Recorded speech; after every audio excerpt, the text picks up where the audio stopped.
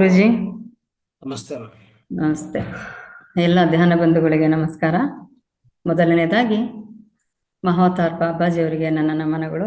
ಹಾಗೆಯೇ ಡಾಕ್ಟರ್ ಸುಭಾಷ್ ಪತ್ರಿಜಿಯವರಿಗೂ ಸಹ ನನ್ನ ವಂದನೆಗಳು. ಹಾಗೆ ನನಗೆ ಈ ಒಂದು ಅವಕಾಶವನ್ನು ಕಲ್ಪಿಸಿಕೊಟ್ಟಿರತಕ್ಕಂತಹ ಮಹಾವತಾರ ಸಂಸ್ಥೆಯ ಸಂಸ್ಥಾಪಕರಾಗಿರತಕ್ಕಂತಹ ರಂಗನಾಥ್ ಅಸ್ಸರಿಗೆ ಹಾಗೂ ಅವರ ಸಿಬ್ಬಂದಿ ವರ್ಗದವರಿಗೂ ಸಹ ನನ್ನ ನಮನಗಳು. ಹಾಗೆಯೇ ನನ್ನ ತಂದೆ ತಾಯಿಗೂ ಪ್ರಣಾಮಗಳನ್ನು ಹೇಳುತ್ತಾ ಇಂದಿನ ಕಾರ್ಯಕ್ರಮವನ್ನು ಪ್ರಾರಂಭ ಮಾಡೋಣ. ಈ ದಿನ 1ನೇ ಸೆಪ್ಟೆಂಬರ್ 2025 ಮಹಾವತಾರ್ ಸಂಸ್ಥೆ ನಡೆಸ್ತಾ ಇರತಕ್ಕಂತಹ ಧ್ಯಾನ ಹಾಗೂ ಸಮಗ್ರ ಸ್ವಾಸ್ಥ್ಯ ಕಾರ್ಯಕ್ರಮದ 6ನೆಯ ದಿನವಾಗಿದೆ. ಎಂದಿನಂತೆ ನಾವು ಇದನ್ನ ಮೊದಲು ಸ್ವಾಧ್ಯಾಯದೊಂದಿಗೆ ಕಾರ್ಯಕ್ರಮವನ್ನು ಪ್ರಾರಂಭ ಮಾಡಿ ತದನಂತರ ನಾವು ಧ್ಯಾನವನ್ನ ಮಾಡೋಣ. ಈ ದಿನ ನಮಗೆ ಸ್ವಾಧ್ಯಾಯವನ್ನು ನೀಡಲು ಅಥವಾ ಅದ್ಭುತವಾದ ಜ್ಞಾನವನ್ನು ಹಂಚಿಕೊಳ್ಳಲು ನಮ್ಮ ಮಹಾವತಾರ್ ಸಂಸ್ಥೆಯ ಸಂಸ್ಥಾಪಕರು ಆಗಿರತಕ್ಕಂತಹ ಹಾಗೂ ನಮ್ಮೆಲ್ಲರ ಗುರುಗಳು ಆಗಿರತಕ್ಕಂತಹ ಡಾಕ್ಟರ್ ರಂಗನಾಥ್ ಸರ್ ನಮ್ಮೊಂದಿಗಿದ್ದಾರೆ. ಇವರನ್ನ ನಾನು ಈ ವೇದಿಕೆಯ ಪರವಾಗಿ ಹಾಗೂ ವೈಯಕ್ತಿಕವಾಗಿ ಹೃತ್ಪೂರ್ವಕ ಸ್ವಾಗತವನ್ನ ಬಯಸ್ತಾನೆ. Over to you sir. Madam, thank you. ಎಲ್ಲರಿಗೂ ಶುಭ ಸಾಯಂಕಾಲ. Masters, good evening to all of you. Namaste to all of you. So ಈ ಕಾರ್ಯಕ್ರಮ ಪ್ರಾರಂಭಿಸಕ್ಕೆ ಮುಂಚೆ, ಈ ಭಾಷಣವನ್ನು ಪ್ರಾರಂಭಿಸಕ್ಕೆ ಮುಂಚೆ ನಮ್ಮ ಪ್ರಿಯತಮ ಗುರುಗಳಾದ ಬ್ರಹ್ಮಶ್ರೀ ಪತ್ರಿಜಿ ಅವರಿಗೂ ಮತ್ತೆ ನಮ್ಮ ಪ್ರಿಯತಮ ಗ್ರ್ಯಾಂಡ್ ಮಾಸ್ಟರ್ ಆದ ಮಾತಾರ್ ಬಾಬಾಜಿ ಅವರಿಗೂ ಪ್ರತ್ಯೇಕ ನಮನಗಳು ಸಲ್ಲಿಸ್ತಾ ಇಂದಿನ ಭಾಷಣವನ್ನು ಪ್ರಾರಂಭಿಸ್ತಾರೆ. Right. My dear friends, my dear masters, my dear gods. So ಪ್ರತಿದಿನ ಅದ್ಭುತವಾದ ಜ್ಞಾನವನ್ನು ಪಡಿತಾ ಇದ್ವಿ. ಅದ್ಭುತವಾದ ಧ್ಯಾನ ಮಾಡ್ತಾ, ಧ್ಯಾನದಿಂದ ಶಕ್ತಿ, ಜ್ಞಾನದಿಂದ ಸತ್ಸಂಗದಿಂದ ಜ್ಞಾನ ಹೆಚ್ಚು ಮಾಡ್ಕೊಂತ, ಜ್ಞಾನದಿಂದ ನಾವು ಮುಕ್ತಿಗೆ ಹತ್ರ ಆಗ್ತಾ ಇದೀವಿ. ಸೊ ಮುಕ್ತಿ ಪಡೆಯೋದೇ ನಮ್ಮ ಜೀವನದ ಪ್ರಧಾನ ಲಕ್ಷ್ಯ ಅನ್ನೋದು ನಾವು ತಿಳ್ಕೊಬೇಕಾಗತ್ತೆ. ಆ ರೀತಿಯಲ್ಲಿ ಇವತ್ತಿನ ಆಧ್ಯಾತ್ಮಿಕ ಜ್ಞಾನ ಭಾಗವಾಗಿ ಒಂದು ಅದ್ಭುತವಾದ ವಿಷಯವನ್ನು ತಿಳ್ಕೊಳ್ಳೋಕೆ ಪ್ರಯತ್ನ ಮಾಡೋಣ. ಅದೇ ಆತ್ಮವೇ ಬ್ರಹ್ಮ, ಆತ್ಮವೇ ಪರಬ್ರಹ್ಮ.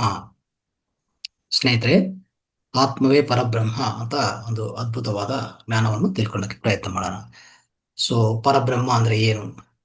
ಬ್ರಹ್ಮ ಅಂದ್ರೆ ಏನು? ಬ್ರಹ್ಮ ಒಕ್ಕಟೇ, ಪರಬ್ರಹ್ಮ ಒಕ್ಕಟೇ. ತೆಲುಗಲ್ಲಿ ಒಂದು ಅದ್ಭುತವಾದ ಅನಮಾಚಾರ್ಯ ಕೀರ್ತನೆ ಇದೆ. ಬ್ರಹ್ಮ ಒಕ್ಕಟೇ, ಪರಬ್ರಹ್ಮ ಒಕ್ಕಟೇ. ಬ್ರಹ್ಮ ಒಕ್ಕಟೇ, ಪರಬ್ರಹ್ಮ ಒಕ್ಕಟೇ, ಎರಡು ಒಂದೇ. ಅರ್ಥ ಆಯ್ತಾ? ಸೊ ಯಾವ ರೀತಿಯಲ್ಲಿ ಅರ್ಥ ಮಾಡ್ಕೋಬೇಕಂದ್ರೆ ಸ್ವಲ್ಪ ನಾನು ವಿವರವಾಗಿ ಹೇಳ್ತಾ ಹೋಗ್ತೇನೆ. ಓಕೆ, ಬ್ರಹ್ಮ ಅಂದ್ರೆ ಏನು, ಪರಬ್ರಹ್ಮ ಅಂದ್ರೆ ಏನು ನೋಡೋಣ. ಓಕೆ, ಬ್ರಹ್ಮ ಅಂದ್ರೆ ಈ ವಿಶ್ವದಲ್ಲಿ ನೀವು ನೋಡ್ಬೋದು 84 ಲಕ್ಷಗಳ ಜೀವರಾಶಿ ಇದೆ. ಮತ್ತೆ ಈ ವಿಶ್ವ ಅಂದ್ರೆ ಅನೇಕ ಗ್ಯಾಲಾಕ್ಸಿಗಳಾಗ್ಲಿ, ಅನೇಕ ನಕ್ಷತ್ರಗಳಾಗ್ಲಿ, ಅನೇಕ ಗ್ರಹಗಳಾಗ್ಲಿ ಎಲ್ಲ ಸೇರಿದೆ ಅಲ್ವಾ? ಇದೆಲ್ಲಾನು ಇಲ್ಲಿ ಏನಾಗಿದೆ, ಒಂಥರ ಸೃಷ್ಟಿಯಾಗಿದೆ ಅಲ್ವಾ? ಈ ಪ್ರಕೃತಿ ಪುರುಷ ಮುಖಾಂತರ ಈ ವಿಶ್ವದಲ್ಲಿ ಅದ್ಭುತವಾದ ಸೃಷ್ಟಿಯಾಗಿದೆ. ನಮ್ಗೆಲ್ಲರಿಗೂ ಗೋಚರ ಆಗ್ತಾ ಇದೆ. ಈ ಆಗಿರುವಂತ ಸೃಷ್ಟಿ ವಿಧ ವಿಧ ರೂಪಗಳಲ್ಲಾಗಿದೆ. ಜಂತು, ಜಲರಾಶಿಗಳು, ವೃಕ್ಷ, ಮೀನು ಮತ್ತೆ ಮನುಷ್ಯ ರೂಪದಲ್ಲಿ, ಅನೇಕ ರೂಪದಲ್ಲಿ ಈ ಸೃಷ್ಟಿಯಾಗಿದೆ. ಅದೇ ರೀತಿಯಲ್ಲಿ ನಮ್ಮ ಜೊತೆಗೆ ಹಲವಾರು ನಕ್ಷತ್ರಗಳಿದೆ, ಗ್ರಹಗಳಿದೆ. ಸೊ ಇನ್ನು ಹೇಳ್ಬೇಕಂದ್ರೆ ನಕ್ಷತ್ರ ಮಂಡಲಗಳು, ಗ್ಯಾಲಾಕ್ಟಿಕ್ ಫೆಡರೇಷನ್ಗಳು, ಇನ್ನೂ ಅನಂತವಾದ ಸೃಷ್ಟಿ ಇದೆ ಅಲ್ವಾ? ಇವೆಲ್ಲ ಸೇರಿದ್ರೆ ನಾವೇನಂತ ಹೇಳ್ತೀವಿ ಗೊತ್ತಾ? ಇದೆಲ್ಲಾನು ಸೇರಿ ನಾವು ಬ್ರಹ್ಮಂ ಅಂತ ಕರಿಬೇಕು. ಅರ್ಥ ಆಯ್ತಾ? ಬ್ರಹ್ಮಂ ಅಂತ ಕರಿಬೇಕಾಗತ್ತೆ. ಮತ್ತೆ ಇದೆಲ್ಲ ಎಲ್ಲಿಂದ ಉತ್ಪನ್ನ ಆಗಿದೆ? ಇದಕ್ಕೂ ಮೂಲಭೂತ ಕಾರಣ ಯಾವುದು? ಉದಾಹರಣೆಗೆ ಒಂದು ತಿಳ್ಕೊಳ್ಳೋಣ. ಒಂದು ಮಹಾವಟವೃಕ್ಷ ಇದೆ ಅಂತ ಇಟ್ಕೊಳ್ಳಿ. ಮಹಾವಟವೃಕ್ಷ, ಆ ವೃಕ್ಷ ಪುಂಖಾನುಪುಂಖ ಅಂದ್ರೆ ಒಂಥರ ಅದರಿಂದ ಅನೇಕ ಬೇರುಗಳು ಮತ್ತೆ ಕೆಳಗಡೆ ಹೋಗಿ ಮತ್ತೆ ಇನ್ನೂ ಹಲವಾರು ವೃಕ್ಷಗಳು ಉತ್ಪನ್ನ ಆಗ್ತಾ ಇರ್ತದೆ ಅಲ್ವಾ? ಆ ರೀತಿಯಲ್ಲಿ ನೋಡ್ತಾ ಇದ್ರೆ ಒಂದು ವೃಕ್ಷಕ್ಕೆ ಇಷ್ಟು ಮತ್ತೆ ಬೇರುಗಳಿಂದ ಮತ್ತೆ ವೃಕ್ಷಗಳು, ಆ ರೀತಿ ಎಲ್ಲ ಒಂದು ರೀತಿಯಲ್ಲಿ ಆ ಬೆಳವಣಿಗೆ ಅನ್ನೋದು ಆ ರೀತಿಯಲ್ಲಿ ಇರುವಾಗ, ಅಂದ್ರೆ ಈ ಮಹಾವೃಕ್ಷ ಎಲ್ಲಿಂದ ಬಂದಿದೆ? ಒಂದು ಸಣ್ಣ ಬೀಜದಿಂದ ಬಂದಿರೋದು. ಅರ್ಥ ಆಯ್ತಾ? ಆದರೆ ಆ ಸಣ್ಣ ಬೀಜದಲ್ಲಿ ಇಂಥ ಮಹಾವೃಕ್ಷ ಇದೆಯಾ? ಎಸ್. ಆ ಬೀಜ ಏನಿದೆಯೋ ಅದೇ ಪರಬ್ರಹ್ಮ. ಅರ್ಥ ಆಯ್ತಾ? ಮೂಲ ಕಾರಣ ಯಾವುದು? ಈ ಸೃಷ್ಟಿ, ಈ ಚರಾಚರ ಜಗತ್ತು. ಸೊ ಚರ ಅಚರ ಈ ಯಾವತ್ತು ಜಗತ್ತಿಗೆ ಅಂದರೆ ಗೋಚರ ಆಗ್ತಾ ಇರೋದು, ಅಗೋಚರವಾಗಿರುವಂಥದ್ದು. ಒಂದು ರೀತಿಯಲ್ಲಿ ದೃಶ್ಯವಾಗೋದು, ಅದೃಶ್ಯವಾಗಿರುವಂಥದ್ದು. ಕಣ್ಣಿಗೆ ಕಾಣಿಸ್ತಾ ಇರೋದು, ಕಣ್ಣು ಕಾಣಿಸ್ತಾ ಇಲ್ಲ ಅಂತ ಇರೋದು. ಎಲ್ಲಾದರೂ ಒಂಥರ ಸೃಷ್ಟಿನೇ. ಈ ಸೃಷ್ಟಿ ಎಲ್ಲ ಆಗಿದೆ, ಪ್ರಸ್ತುತಪಡಿಸಿದೆ, ವ್ಯಕ್ತೀಕರಣ ಆಗಿದೆ. ಆದರೆ ಇದು ಎಲ್ಲಿಂದ ಉತ್ಪನ್ನ ಆಗಿದೆ ಅಂತ ತಿಳ್ಕೊಳ್ಳೋಕೆ ನೀವು ಪ್ರಯತ್ನ ಮಾಡಿದರೆ ಅದೇ ಆ ಮೂಲಭೂತ ಕಾರಣವೇ ಪರಬ್ರಹ್ಮ. ಆ ಪರಬ್ರಹ್ಮ ಹೆಸರು ನಾವು ಅನೇಕ ವಿಧದಲ್ಲಿ ಇಟ್ಕೊಂತೀವಿ. ಬ್ರಹ್ಮ ಅಂದರೆ ಆಗಿರುವಂಥ ಸೃಷ್ಟಿ. ಈ ಸೃಷ್ಟಿ ಎಲ್ಲಿಂದ ಆಗಿರುವಂಥದ್ದು ನೋಡ್ತಾ ಹೋದರೆ ಅದೇ ಪರಬ್ರಹ್ಮ. ಈಗಾಗಲೇ ನಾನು ಹೇಳಿದಲ್ಲ, ಒಂದು ಉದಾಹರಣೆ ಆ ರೀತಿಯಲ್ಲಿ ಅರ್ಥ ಮಾಡ್ಕೊಳ್ಳಿ. ಅಂದರೆ ಈ ಪರಬ್ರಹ್ಮ ಹೆಸರೇ ನಾವು ಅನೇಕ ವಿಧದಲ್ಲಿ ಅನ್ಕೊತಾ ಇರ್ತೀವಿ. ಅಂದರೆ ಹಿಂದೂಗಳಾದರೆ ಕೃಷ್ಣ, ರಾಮ, ಮತ್ತೆ ಮುಸ್ಲಿಮ್ಸ್ ಆದರೆ ಅಲ್ಲಾ ಅಂತ ಅನ್ಕೊತಾರೆ. ವಿಧ ವಿಧ ಹೆಸರುಗಳು, ನೀವೇನೇ ಹೆಸರು ಇಟ್ಕೊಳ್ಳಿ, ಆದಿಶಕ್ತಿ ಅಂತ ಇಟ್ಕೊಳ್ಳಿ, ಪರಬ್ರಹ್ಮ ಅಂತ ಇಟ್ಕೊಳ್ಳಿ, ಪರಮಾತ್ಮ ಅಂತ ಇಟ್ಕೊಳ್ಳಿ, ಪೂರ್ಣಾತ್ಮ ಅಂತ ಇಟ್ಕೊಳ್ಳಿ, ಯಾವುದೇ ಇರಲಿ, ಏನು ಹೆಸರು ಇಟ್ಕೊಂಡಿದ್ದೀನೋ ಅದೇ ಮೂಲಭೂತ ಕಾರಣ. ಅಲ್ಲಿಂದ ಉತ್ಪನ್ನ ಆಗಿರುವಂಥದ್ದೇ ಇದೆಲ್ಲ. ಇನ್ನು ಈ ರೀತಿಯಲ್ಲಿ ನಮ್ಗೇನು ಅರ್ಥ ಆಗಿದೆ ಅಂದರೆ ಬ್ರಹ್ಮ ಅಂತ ಪರಬ್ರಹ್ಮ ಅಂತ ಆ ಎರಡು ಆ ಮಧ್ಯದಲ್ಲಿರುವಂಥ ಬಹು ಕನಿಷ್ಠ ಪಕ್ಷದಲ್ಲಿರುವಂಥ ಆ ವ್ಯತ್ಯಾಸ ಅರ್ಥ ಆಗಿದೆ. ಆ ರೀತಿಯಲ್ಲಿ ಅರ್ಥ ಮಾಡ್ಕೋಬೇಕು ನಾವು. ಸೊ ಈಗ ಬ್ರಹ್ಮಂ ಅಂದರೆ ಬ್ರಹ್ಮ ಅಂತ ಯಾವುದು ಕರಿತೀವಿ ನಾವು? ಬ್ರಹ್ಮ ಅಂದರೆ ಭೂ ರೀತಿ ಬ್ರಹ್ಮ, ಭೂ ರೀತಿ ಬ್ರಹ್ಮ. ಈ ಬ್ರಹ್ಮ ಅಂತ ಒಂದು ಪದಕ್ಕೆ ಏನು ಅರ್ಥ ಇದೆ ಅಂದರೆ ಒಂದು ವಾಕ್ಯ ಇದೆ, ಅದೇನದು? ಭೂ ರೀತಿ ಬ್ರಹ್ಮ.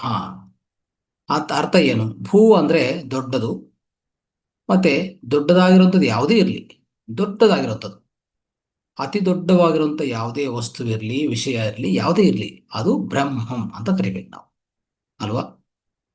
ಸೊ ಇಲ್ಲಿ ಆತ್ಮ ಅಂತ ಅನ್ಕೊಂಡಿದ್ರೆ ಆತ್ಮ ಅನ್ನೋದು ಅತಿ ದೊಡ್ಡದು, ಅಲ್ವಾ? ಅದೇ ರೀತಿಯಲ್ಲಿ ಆತ್ಮ ಒಳಗಡೆ ಇರುವಂಥ ಆನಂದವೂ ಸಹ ಅತಿ ದೊಡ್ಡದು. ಅದಕ್ಕೆ ಆನಂದೋ ಬ್ರಹ್ಮ ಅಂತ ಕರಿತೀವಿ ನಾವು. ಏನಂತ ಕರಿತೀವಿ?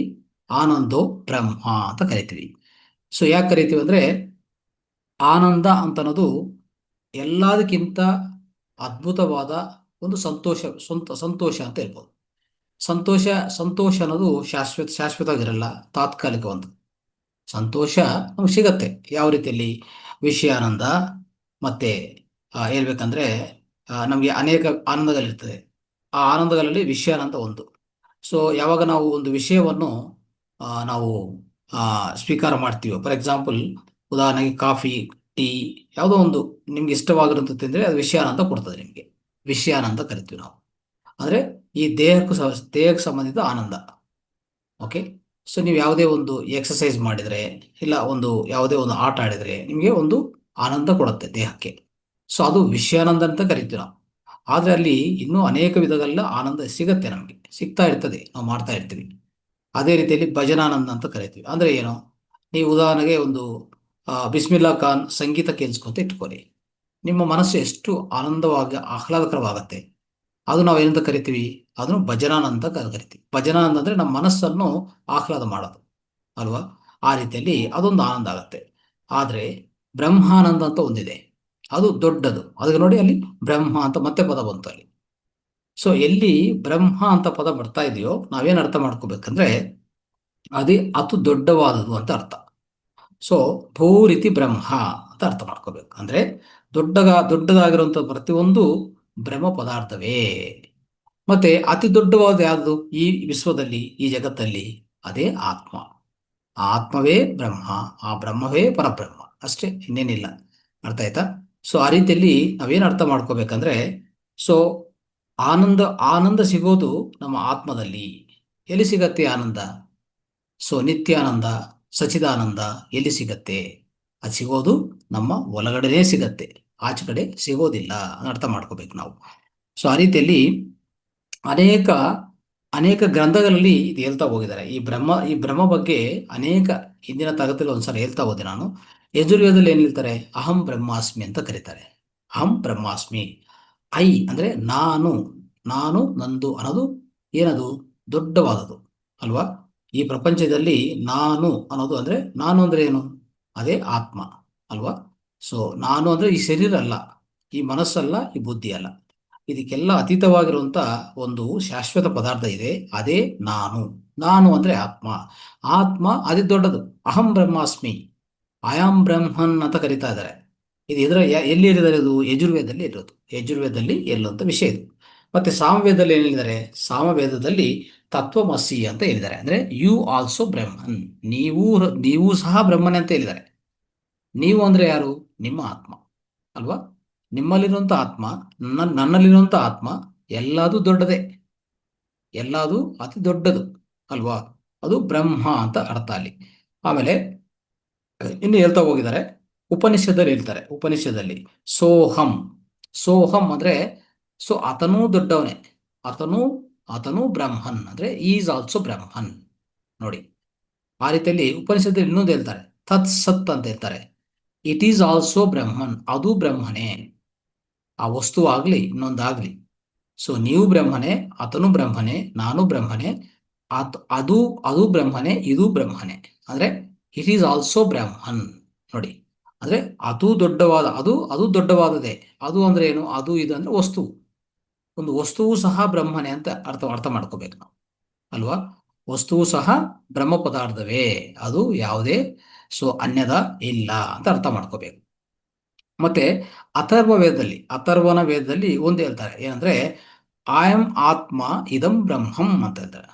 ಆಯಂ ಆತ್ಮ ಇದಂ ಬ್ರಹ್ಮಂ. ನೋಡಿ, ಅಂದ್ರೆ ಏನು? ಆತ್ಮವೇ ಬ್ರಹ್ಮಂ ಅಂತ ಕರೀತಾರೆ. ನೋಡಿದ್ರ? ಇಲ್ಲಿ ನಾವು ಒಂದೊಂದು ಪಾಯಿಂಟ್ ನೋಡ್ತಾ ಬಂದ್ರೆ ನಮ್ಗೆ ಅರ್ಥ ಆಗತ್ತೆ, ನೀಟಾಗಿ ಅರ್ಥ ಆಗತ್ತೆ. ಆತ್ಮವೇ ಬ್ರಹ್ಮಂ, ಬ್ರಹ್ಮವೇ ಪರಬ್ರಹ್ಮಂ ಅಲ್ವಾ? ಬ್ರಹ್ಮ ಒಕ್ಕಟೇ, ಪರಬ್ರಹ್ಮ ಒಕ್ಕಟೇ ಅಲ್ವಾ? ಆ ರೀತಿಯಲ್ಲಿ ಅರ್ಥ ಮಾಡ್ಕೊಂಡ್ರೆ ಆತ್ಮವೇ ಬ್ರಹ್ಮಂ, ಬ್ರಹ್ಮವೇ ಪರಬ್ರಹ್ಮಂ ಅಂತ ನಾವು ಅರ್ಥ ಮಾಡ್ಕೋಬೇಕು. ಅದಕ್ಕೆ ಪರಬ್ರಹ್ಮ ಪರಬ್ರಹ್ಮ ಅಂದ್ರೆ ಆ ಸೃಷ್ಟಿಕರ್ತ. ನಮ್ಗೆ ಏನೇನ್ ಬೇಕೋ ಎಲ್ಲ ನಮ್ಮಲ್ಲಿ ಒದಗಿಸಿದಾನೆ, ಎಲ್ಲ ನಮ್ಮಲ್ಲೇ ಇದೆ, ಅದು ಅರ್ಥ ಮಾಡ್ಕೋಬೇಕು ನಾವು. ಅದಕ್ಕೋಸ್ಕರ ಸ್ನೇಹಿತರೆ, ಸೊ ಒಂದು ಅರ್ಥ ಮಾಡ್ಕೋಬೇಕಾಗಿರೋದು ನಮ್ಮ ಜೀವನದಲ್ಲಿ, ಅದಕ್ಕೆ ನಾವು ಆನಂದವಾಗಿರ್ಬೇಕಂದ್ರೆ ನನಗೆ ಏನ್ ಬೇಕು? ಆನಂದವಾಗಿರ್ಬೇಕಂದ್ರೆ 64 ಕಲಗಳು ಏನಿದೆಯೋ, ಕಲೆಗಳು ಆದ್ರೆ 64 ಆರ್ಟ್ಸ್ ಅಂತ ಇದೆ ಈ ಪ್ರಪಂಚದಲ್ಲಿ ಅಲ್ವಾ?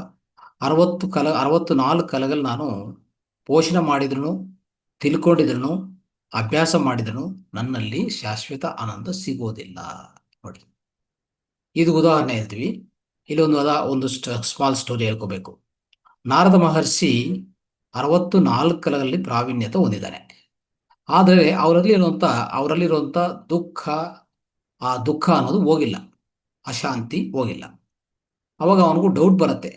ಎಲ್ಲ ಬುಕ್ಗಳು ಅವನ ತಲೆ ಮೇಲೆ ಇಟ್ಕೊಂಡು 64 ಬುಕ್ಗಳು ಅಂದ್ರೆ 64 ಕಲೆಗಳ ಬುಕ್ಕಲ್ಲಿ ಏನೇನು ಓದಿದಾನೋ ಎಲ್ಲ ತಲೆ ಮೇಲೆ ಇಟ್ಕೊಂಡು ಉನ್ನತ ಲೋಕಕ್ಕೂ ಪ್ರಯಾಣ ಮಾಡ್ತಾನೆ.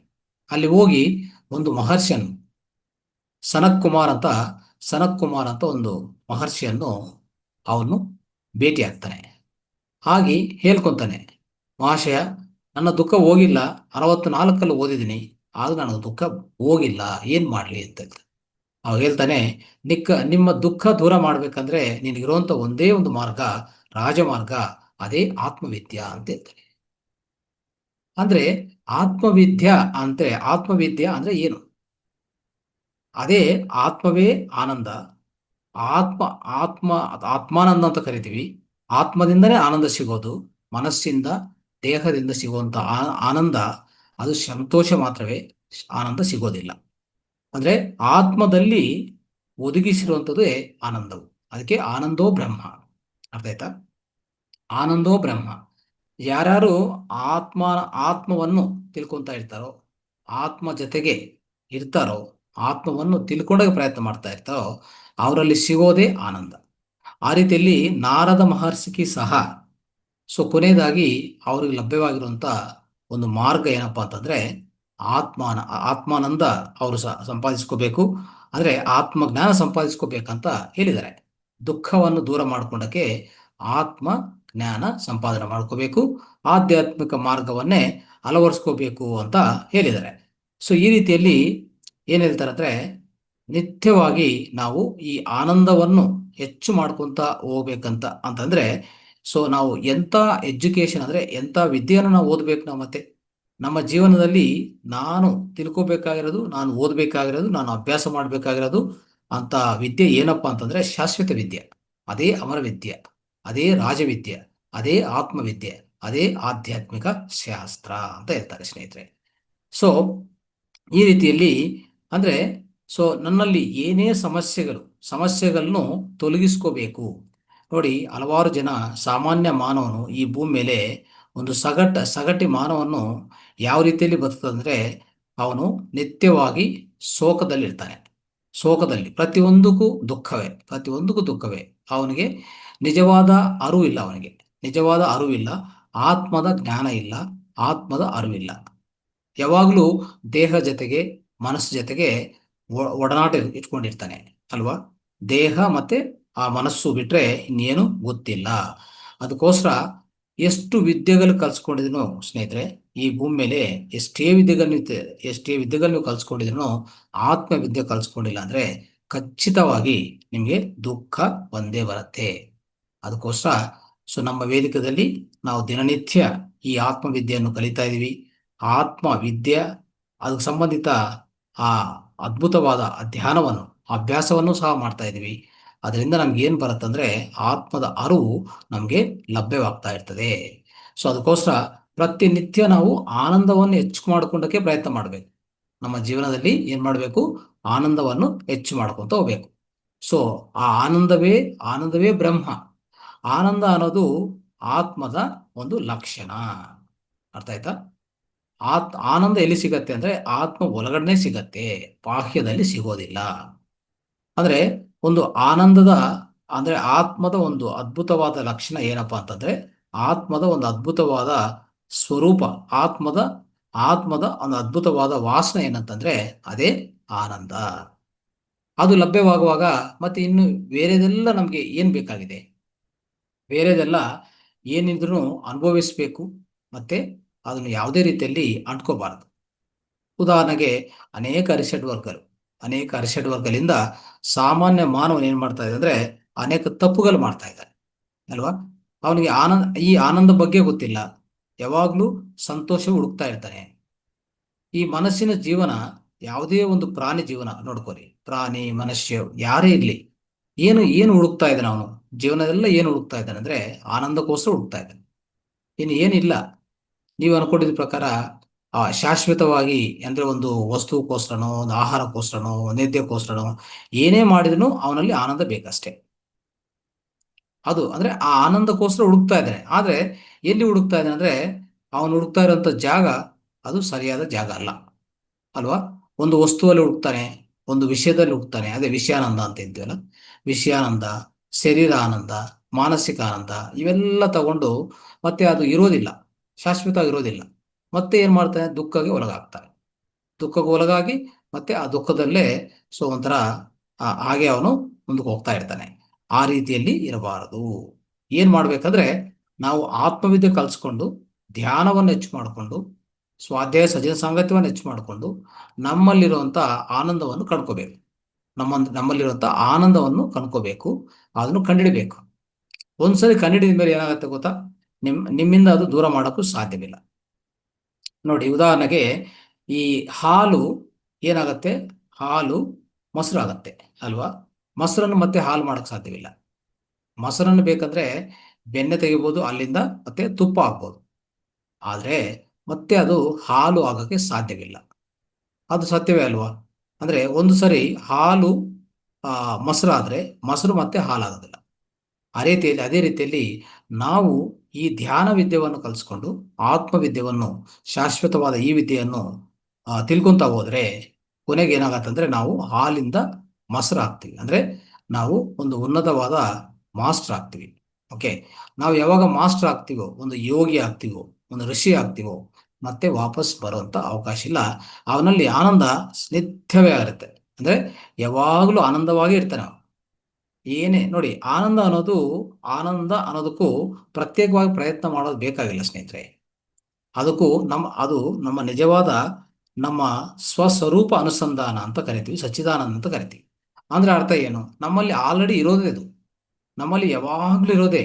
ಆದರೆ ನಾನು ಅದನ್ನು ಮನಸ್ಸಿಂದ ಅದನ್ನೊಂಥರ ಅದಿಬಿಟ್ಟಿದ್ದೇನೆ. ಅಂದರೆ ಮನಸ್ಸು, ಈ ಮಾಲಿನ್ಯ ಮನಸ್ಸು ಏನಿದೆಯೋ ಅದೊಂಥರ ಈ ಮೇಘಗಳು ಬರ್ತದಲ್ಲ, ಕ್ಲೌಡ್ಸು ಬಂದು ಸೂರ್ಯನ ಬೆಳಕನ್ನು ಹೇಗೆ ಅಡ್ಡ ಮಾಡುತ್ತೋ ಆ ರೀತಿಯಲ್ಲಿ ನಮ್ಮ ಆನಂದವನ್ನು ಮುಚ್ಚಿಟ್ಟಿರುವಂಥದ್ದೇ ಈ ಮಾಲಿನ್ಯ ಮನಸ್ಸು.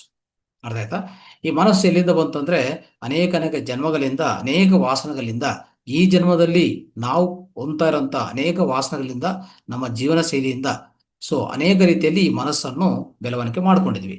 ಸೊ ಈ ಮನಸ್ಸನ್ನು ನೀವು ನಿಶ್ಚಲಗೊಳಿಸ್ಕೊಳ್ಳೋಂಥವರೆಗೂ, ನೀವು ಶೂನ್ಯ ಮಾಡ್ಕೊಳ್ಳೋಂಥವರೆಗೂ ನಿಮ್ಮಲ್ಲಿರುವಂಥ ಆನಂದವನ್ನು ನೀವು ಕಂಡಿಡಕ್ಕೆ ಸಾಧ್ಯವೇ ಇಲ್ಲ. ಅದು ಕಂಡಿಡ್ಬೇಕಂದ್ರೆ ನಿಮ್ಮ ಮನಸ್ಸು ಸ್ವಚ್ಛವಾಗಬೇಕು, ನಿಶ್ಚಲ ಆಗಬೇಕು, ಶೂನ್ಯ ಆಗಬೇಕು. ಅವಾಗೇ ನಿಮ್ಮ ಒಳಗಡೆ ಇರುವಂಥ ಆನಂದ ಆಚೆ ಕಡೆ ಬರುತ್ತೆ. ಆ ರೀತಿಯಲ್ಲಿ ಅಂದ್ರೆ ನಮ್ಮ ಒಳಗಡೆ ಇರುವಂಥ ಆನಂದ ಶಾಶ್ವತವಾದದು. ಅದನ್ನು ಕಂಡುಹಿಡಿಬೇಕಂದ್ರೆ ಧ್ಯಾನ ಒಂದು ಅದ್ಭುತವಾದ ಸಾಧನೆ, ಅದ್ಭುತವಾದ ಮಾರ್ಗ, ಅದ್ಭುತವಾದ ಪರಿಕರ ಆಗಿದೆ. ಸೊ ಇದನ್ನು ನಿತ್ಯವಾಗಿ ನಾವು ಅಭ್ಯಾಸ ಮಾಡ್ತಾ ಹೋಗ್ಬೇಕು. ಉದಾಹರಣೆಗೆ ಇದಕ್ಕೊಂದು ಉದಾಹರಣೆ ಇದೆ. ಅಲೆಕ್ಸಾಂಡರ್ ಅಂತ ಒಂದು ದೊಡ್ಡ ಸಾಮ್ರಾಟ್, ಓಕೆ, ಒಂದು ದೊಡ್ಡ ವೀರರು. ಅವನೇನ್ ಮಾಡ್ತಾನೆ, ಇಡೀ ಪ್ರಪಂಚವನ್ನು ಗೆತ್ತ ಹೋಗ್ತಾನೆ. ಕೊನೆಗೆ ಭಾರತ ದೇಶ ಬರ್ತಾನೆ. ಇಲ್ಲಿಂದ ವಾಪಸ್ ಹೋಗ್ತಾ ಇರ್ತಾನೆ. ಅಲ್ಲಿಗೆ ಮುಗೀತು. ಎಲ್ಲ ರಾಜ್ಯಗಳನ್ನ ಅವನು ಎಲ್ಲಾನು ಹೋಗಲಾಡಿಸಿದ್ದಾನೆ, ಅಂದ್ರೆ ಒಂದು ರೀತಿಯಲ್ಲಿ ಗೆದ್ದಿದ್ದಾನೆ. ಇನ್ನು ವಾಪಸ್ ಹೋಗ್ತಾ ಇರುವಾಗ ಸೊ ಕೊನೆಯದಾಗಿ ಒಂದು ಕೊನೆಯದಾಗಿ ಅಂದ್ರೆ ನಮ್ಮ ಭಾರತ ದೇಶ ಬಿಟ್ಟು ಹೋಗುವಂತ ಸರಿಹದ್ದಲ್ಲಿ, ಅಲ್ಲಿ ಬಾರ್ಡರ್ ಅಲ್ಲಿ ಸ್ವಲ್ಪ ಅಂದ್ರೆ ಅಲ್ಲಿ ರೆಸ್ಟ್ ತಗೊಂತಾನೆ. ಅಂದ್ರೆ ಅಲ್ಲಿ ದಾಟು ಹೋಗಕ್ ಮುಂಚೆ ರೆಸ್ಟ್ ತಗೊಂತಾನೆ. ರೆಸ್ಟ್ ತಗೊಂಡವಾಗ ಅವನ ಸಿಪಾಯಿಗಳನ್ನು ಕೇಳ್ತಾನೆ, ಸೈನ್ಯವನ್ನು ಕೇಳ್ತಾನೆ, ಏನ್ರಿ ಇಲ್ಲಿ ಏನಾದ್ರೂ ಒಂದು ದೊಡ್ಡ ವಿಶೇಷ ಇದೆಯಾ ಈ ಊರಲ್ಲಿ ಅಂತ ಹೇಳ್ತಾನೆ. ಹೌದು ಸ್ವಾಮಿ, ಇಲ್ಲಿ ಒಂದು ದೊಡ್ಡವಾದ ವಿಶೇಷ ವ್ಯಕ್ತಿ ಇದ್ದಾನೆ ಅಂತಂದ್ರೆ. ಏನು ಅವನು ವಿಶೇಷ ಅಂತ ಹೇಳ್ತಾನೆ. ಅಂದ್ರೆ ಅವನು ಯಾವಾಗ್ಲೂ ಆನಂದವಾಗಿರ್ತಾನೆ ಅಂತ. ಹೌದಾ, ಆ ರೀತಿಯಲ್ಲಿ ಇರ್ತಾನ? ಆದ್ರೆ ಅವನ್ ಕರ್ಕೊಂಡು ಬನ್ನಿ ಅಂತ ಕಲಿಸ್ತಾನೆ. ಯಾರು? ಸಿಪಾಯಿನ ಕಲಿಸ್ತಾನೆ. ಅವ್ರು ಹೇಳ್ತಾನೆ, ಅವ್ರ ಹೆಸರು ಡಯೋಜನಿಸ್ ಅಂತ, ಆ ವ್ಯಕ್ತಿ ಹೆಸರು.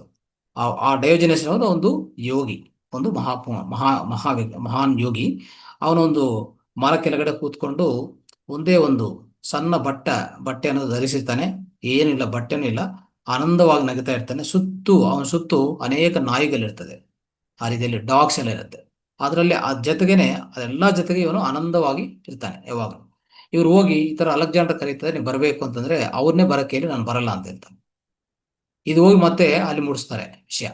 ಅವಾಗ ಅಂತ ವಿಶೇಷ ಏನಿದೆ ಅವನ ಹತ್ರ, ಹೋಗೋಣ ಬನ್ನಿ ಅಂತ ಅವರು ರಾಜ ಬರ್ತಾನೆ, ಅಲೆಕ್ಸಾಂಡರ್ ಬರ್ತಾನೆ. ಬಂದು ಕೂತ್ಕೊಂಡು ಅವ್ರ ಜೊತೆಗೆ ಏನ್ ನಿನ್ನ ವಿಶೇಷತ ಅಂತ ಹೇಳ್ತಾನೆ. ಏನು ಇಲ್ಲ, ನೀನೊಂದು ಪ್ರಶ್ನೆ ಕೇಳಿತೀನಿ, ಆ ಪ್ರಶ್ನೆಗೆ ಆನ್ಸರ್ ಹೇಳಿ ಅಂತ ಹೇಳ್ತಾನೆ. ಏನು ಕೇಳಿ ಪ್ರಶ್ನೆ ಅಂತಂದ್ರೆ, ಏನಿಲ್ಲ, ನೀವು ಇಷ್ಟೆಲ್ಲ ರಾಜ್ಯಗಳು ಗೆದ್ದಿದವಲ್ಲ, ನೀ ಏನಕ್ಕೋಸ್ಕರ ಗೆದ್ದಿದ್ಯಾ ಅಂತಂದ್ರೆ, ನಾನು ಗೆದ್ದಿರೋದು ನನ್ನ ಊರಿಗೆ ಹೋದ್ಮೇಲೆ ಆನಂದವಾಗಿರಕ್ಕೆ, ಶಾಶ್ವತವಾಗಿ ಆನಂದವಾಗಿರಕ್ಕೆ ನಾನು ಗೆದ್ದಿದ್ದೀನಿ. ಹೌದಾ? ಇಷ್ಟೆಲ್ಲ ನಾಶನ ಮಾಡಿ, ಇಷ್ಟೆಲ್ಲ ಕೊಲೆ ಮಾಡಿ, ಇಷ್ಟು ಜನನ ಸಾಯಿಸಿ, ಇಷ್ಟು ಪಾಪಕರ್ಮ ಮಾಡಿ ನೀವು ಆನಂದವಾಗಿರ್ತೀರ? ಮತ್ತೆ ನಾನು ಏನು ಮಾಡಿಲ್ಲ. ನಾನು ಅಂದ್ರೆ ನನ್ನ ಜೀವನ ಸಣ್ಣ ವಯಸ್ಸಿಂದನೂ ಇದೇ ರೀತಿಯಲ್ಲಿ ಆನಂದವಾಗಿದ್ದೀನಿ. ನಾನು ಏನು ಮಾಡಿಲ್ಲ, ನಾನು ಆನಂದವಾಗಿದ್ದೀನಿ. ಮತ್ತೆ ನನಗೆ ಏನು ಮಾಡೋದು ಬೇಕಾಗಿಲ್ಲ. ಇಷ್ಟೆಲ್ಲ ನೀವು ಮಾಡಿದನು ನೀವು ಆನಂದ ಹುಡುಕ್ತಾ ಇದೆಯೇ, ಆನಂದವಾಗಿರಕ್ಕೇನೆ ಪ್ರಯತ್ನ ಮಾಡ್ತಾ ಇದ್ದೆ. ಬಟ್ ನಾನು ಆಲ್ರೆಡಿ ಆನಂದವಾಗಿದ್ದೀನಿ, ನಾನು ಏನು ಮಾಡ್ತಾ ಇಲ್ಲ. ಅದೇ ನನ್ನ ವಿಶಿಷ್ಟತೆ ಅಂತ ಹೇಳ್ತಾನೆ. ನೋಡಿದ್ರ? ಸೊ ಅವಾಗ ಅಲ್ಲಿಂದ ಅಲೆಕ್ಸಾಂಡರ್ ಹೊರಟೋಗ್ತಾನೆ. ಈ ರೀತಿಯಲ್ಲಿ ಸ್ನೇಹಿತರೆ, ಆನಂದ ಅನ್ನೋದು ಹುಡುಕೋದನ್ನು ಬೇಕಿಲ್ಲ. ಆನಂದ ಎಲ್ಲೋ ಇಲ್ಲ, ಆನಂದ ನನ್ನಲ್ಲಿ, ನನ್ನ ಒಳಗಡೆನೇ ಇದೆ. ಯಾವಾಗಲೂ ನಿಮ್ಮ ಸಮೀಪದಲ್ಲಿದೆ, ನಿಮ್ಮ ಜೊತೆಗೇನೆ ಇದೆ. ನೀವೇ ಆನಂದ ಸ್ವರೂಪಿ, ನೀವೇ ಆ ಸಚ್ಚಿದಾನಂದ ಸ್ವರೂಪ. ಅದು ಅರ್ಥ ಮಾಡ್ಕೋಬೇಕು ನಾವು. ಅರ್ಥ ಮಾಡ್ಕೊಂಡ್ರೆ ಆ ರೀತಿಯಲ್ಲಿ ನಮ್ಮ ಜೀವನವನ್ನು ಆ ರೀತಿಯಲ್ಲಿ ನಾವು ಅಳವಡಿಸ್ಕೋಬೇಕಾಗತ್ತೆ. ಸೊ ಇಲ್ಲಿ ಏನಾಗುತ್ತೆ ಗೊತ್ತಾ, ನಾವು ನೋಡ್ತಾ ಇರ್ತೀವಿ ನಮ್ಮ ಜೀವನದಲ್ಲಿ ಅನೇಕ ವಿಷಯಗಳು. ಅಂದ್ರೆ ಒಂದು ನಿಮಿಷ,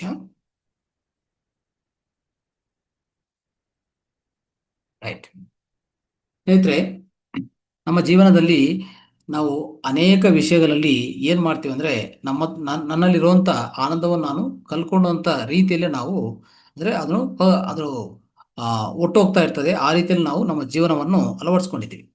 ಅದಕ್ಕೋಸ್ಕರವೇ ನಾವು ಅರ್ಥ ಮಾಡ್ಕೋಬೇಕು. ಒಂದೇನೆಂದ್ರೆ, ಧ್ಯಾನದಿಂದ ಜ್ಞಾನದಿಂದ ನನ್ನ ಆನಂದವನ್ನು ಹೆಚ್ಚು ಮಾಡ್ಕೊಳ್ಳೋದಾಗ್ಲಿ, ನನ್ನ ಈ ಜೀವನವನ್ನೇ ಒಂದು ಮೋಕ್ಷ ಮಾರ್ಗ ಕಡೆ ತಗೊಂಡೋದಾಗ್ಲಿ, ಅದು ಮಾಡ್ತಾ ಇರಬೇಕು. ಅದಕ್ಕೂ ಈ ಧ್ಯಾನ ಜ್ಞಾನ ಅನ್ನೋದು ಯಾವಾಗಲೂ ನಿಮಗೆ ಬೇಕಾಗಿರುವಂಥದ್ದು. ಮತ್ತೆ ಈ ಹುಟ್ಟು ಜನನ ಇದೆಲ್ಲ, ಇದರಿಂದನೂ ನಾವು ಆಚೆ ಕಡೆ ಬರಬೇಕಾಗಿರೋದು. ನೋಡಿ, ಹುಟ್ಟು ಅಂದ್ರೆ ಜನನ ಅನ್ನೋದು ಮರಣ ಅನ್ನೋದು, ಜನನ ಮರಣ ಅನ್ನೋದು ಯಾವಾಗಲೂ ಸಂಭವಿಸ್ತಾ ಇರ್ತದೆ. ಯಾಕಂದ್ರೆ ನಾನು ಕರ್ಮಗಳಿಂದ ದೂರ ಆಗಿಲ್ಲ. ಕರ್ಮಗಳಿಂದ ನಾನು ದೂರ ಆಗ್ಬೇಕಂದ್ರೆ ನಾನು ಆತ್ಮಾನಂದವನ್ನು ಪಡಿಬೇಕು. ಅಷ್ಟು ಆತ್ಮಾನಂದ ಅಂದ್ರೆ ಆತ್ಮನು ತಿಳ್ಕೊಂಡದು, ಆತ್ಮ ಜ್ಞಾನವನ್ನು ತಿಳ್ಕೊಂಡದು. ಆದ್ರಿಂದ ನಾನು ಆತ್ಮಾನಂದವನ್ನು ಪಡಿತೆ. ಆ ಆತ್ಮಾನಂದ ಅನ್ನೋದು ನಾವು ಪಡೆದ್ರೆ, ಆತ್ಮದಲ್ಲಿರುವಂತ ಆನಂದವನ್ನು ನಾನು ಅನುಭವಿಸ್ತಾ ಇದ್ರೆ ನಿತ್ಯವಾಗಿ, ಅವಾಗ ಯಾವುದೇ ದುಃಖಕ್ಕೆ ನಾವು ಒಳಗಾಗಲ್ಲ. ಈಗ ಮರಣ ಒಂದು ದುಃಖವೇ, ಸಾಮಾನ್ಯ ಮಾನವನಿಗೆ ಹೇಳ್ತಾ ಇದ್ದೀನಿ ನಾನು. ಮರಣ ಒಂದು ದುಃಖವೇ, ಜನನ ಒಂದು ರೀತಿಯಲ್ಲಿ ಸಂತೋಷ ಆಗ್ಬೋದು ಅವರಿಗೆ. ಮರಣ ಅನ್ನೋದು ಖಂಡಿತ ದುಃಖ ಅನ್ನೋದು ತಂದು ಕೊಡ್ತದೆ ಆ ರೀತಿಯಲ್ಲಿ. ನಾವು ಒಂದಿದೆ ಏನಂತಂದಿದ್ರು, ಯಾವಾಗಲೂ ನೋಡಿ, ಪ್ರತಿ ಮನುಷ್ಯನು ಒಂದು ಜನನ ಅಂದ್ರೆ ಶಿಶು ಜನನ ಮಾಡುವಾಗ ಎಲ್ಲರೂ ಏನ್ ಮಾಡ್ತಾ ಇರ್ತಾರೆ, ನಗಿತಾ ಇರ್ತಾರೆ. ತುಂಬಾ ಆನಂದ ಪಡ್ತೀವಿ ನಾವೆಲ್ಲ, ಅಂದ್ರೆ ಸಂತೋಷ ಪಡ್ತೀವಿ ಅಂತ ಹೇಳ್ಕೋಬಹುದು. ಮತ್ತೆ ಅದೇ ಶಿಶು ದೊಡ್ಡದಾಗಿ ಬೆಳೆದ ಮೇಲೆ ಅವನು ಹೋಗುವಾಗ ಹೆಂಗ್ ಹೋಗ್ತಾನೆ ಹೇಳಿ, ಹಲಿತಾ ಇರ್ತಾನೆ ಒಂದು ರೀತಿಯಲ್ಲಿ. ಆ ರೀತಿಯಲ್ಲಿ ಆಗಬಾರದು. ಹೋಗುವಾಗನು ನಾವು ನಗ್ನಗ್ತಾ ಹೋಗ್ಬೇಕಾಗತ್ತೆ. ಅದನ್ನು ಅರ್ಥ ಮಾಡ್ಕೊಂಡ್ರೆ ಸಾಕು. ಆದ್ರೆ ಇಲ್ಲಿ ಏನಂತಂದ್ರೆ, ನಾವು ಹುಟ್ಟುವಾಗ ಆ ರೀತಿಯಲ್ಲಿ ಹಲಿತಾ ಬರೋದು, ಹುಟ್ಟುವಾಗ ಹಲಿತಾ ಬರೋದು, ಹೋಗುವಾಗನು ಹಲಿತಾ ಹೋಗೋದು, ಇದು ಖಂಡಿತವಾಗಿ ನಿಮ್ಮಲ್ಲಿ ಅಂದ್ರೆ ನಿಮ್ಮಲ್ಲಿ ಆತ್ಮಜ್ಞಾನ ಇಲ್ಲ ಅಂತ ಅರ್ಥ. ಆ ರೀತಿಯಲ್ಲಿ ಆದ್ರೆ ಅನೇಕ ವ್ಯಕ್ತಿಗಳು ನಾವು ನೋಡ್ತಾ ಇದ್ದೀವಿ ಇತ್ತೀಚಿನ ಕಾಲದಲ್ಲಿ. ಅವರು ಈ ಅರಿಷಡ್ ವರ್ಗಗಳೆಡೆ, ಆ ಅರಿಷಡ್ ವರ್ಗಗಳು ಹೆಚ್ಚಾಗಿ ಅದ್ರ ಒಳಗಾಗಿ ಏನ್ ಮಾಡ್ತಾ ಇದ್ದಾನೆ, ಪ್ರತಿನಿತ್ಯ ದುಃಖವನ್ನ ಅನುಭವಿಸ್ತಾ ಇದ್ದಾನೆ. ಅವನು ಕೊನೆಯವರೆಗೂ ದುಃಖವೇ. ಇನ್ನು ಹೇಳ್ಬೇಕಂದ್ರೆ ಕೊನೆಯ ಮೂಮೆಂಟ್ ಅಲ್ಲಿ ಸಹ ಆ ದುಃಖವನ್ನ ಅನುಭವಿಸ್ತಾ ಆ ಸ್ಥಿತಿಯಲ್ಲಿ ಅವನು ಇರ್ತಾನೆ. ಮತ್ತೆ ಸಾವು ಸಂಭವಿಸಿದ ಮೇಲೆ ಮತ್ತೆ ತಿರ್ಗಾ ಮರಜನ್ಮ ತಗೊಂಡವಾಗ ಅಲ್ಲಿಂದ ಮತ್ತೆ ಪುನಃ ಪ್ರಾರಂಭಿಸ್ತಾನ. ಬೇರೆ ದಾರಿ ಇಲ್ಲ. ನಾವು ಅನ್ಕೊಂಡಿದ ಪ್ರಕಾರ ಏನೇ ಆಗ್ಲಿ, ಯಾವ ರೀತಿಯಲ್ಲಿ ನನಗೇನು ತೊಂದರೆ ಇಲ್ಲ ಅಂತ ಅನ್ಕೊಂಡೋದಲ್ಲ.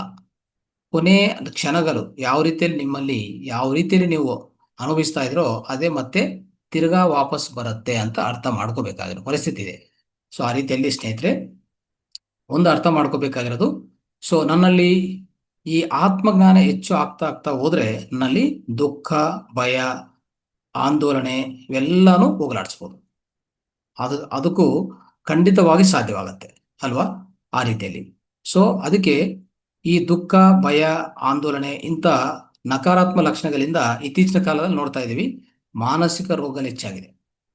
ನೋಡ್ತಾ ಇದ್ರೆ ಮಾನಸಿಕ ರೋಗಗಳು ಸಹ ಹೆಚ್ಚಾಗಿದೆ. ಈ ಮಾನಸಿಕ ರೋಗಗಳನ್ನು ನಾವೇನ್ ಮಾಡ್ಬೇಕು, ಯಾವಾಗ್ಲೂ ತಡೆಗಟ್ಟು ಮಾಡಬೇಕಾಗತ್ತೆ ಅಲ್ವಾ. ಇಲ್ಲ ಅಂದ್ರೆ ಅದು ರೋಗವಾಗಿ ಪರಿಣಮಿಸ್ತದೆ, ಒಂದು ವ್ಯಾಧಿಯಾಗಿ ನಿಮ್ಮಲ್ಲಿ ಸೇರ್ಕೊಂತದೆ ಅಲ್ವಾ. ಅದಕ್ಕೆ prevention is better than cure.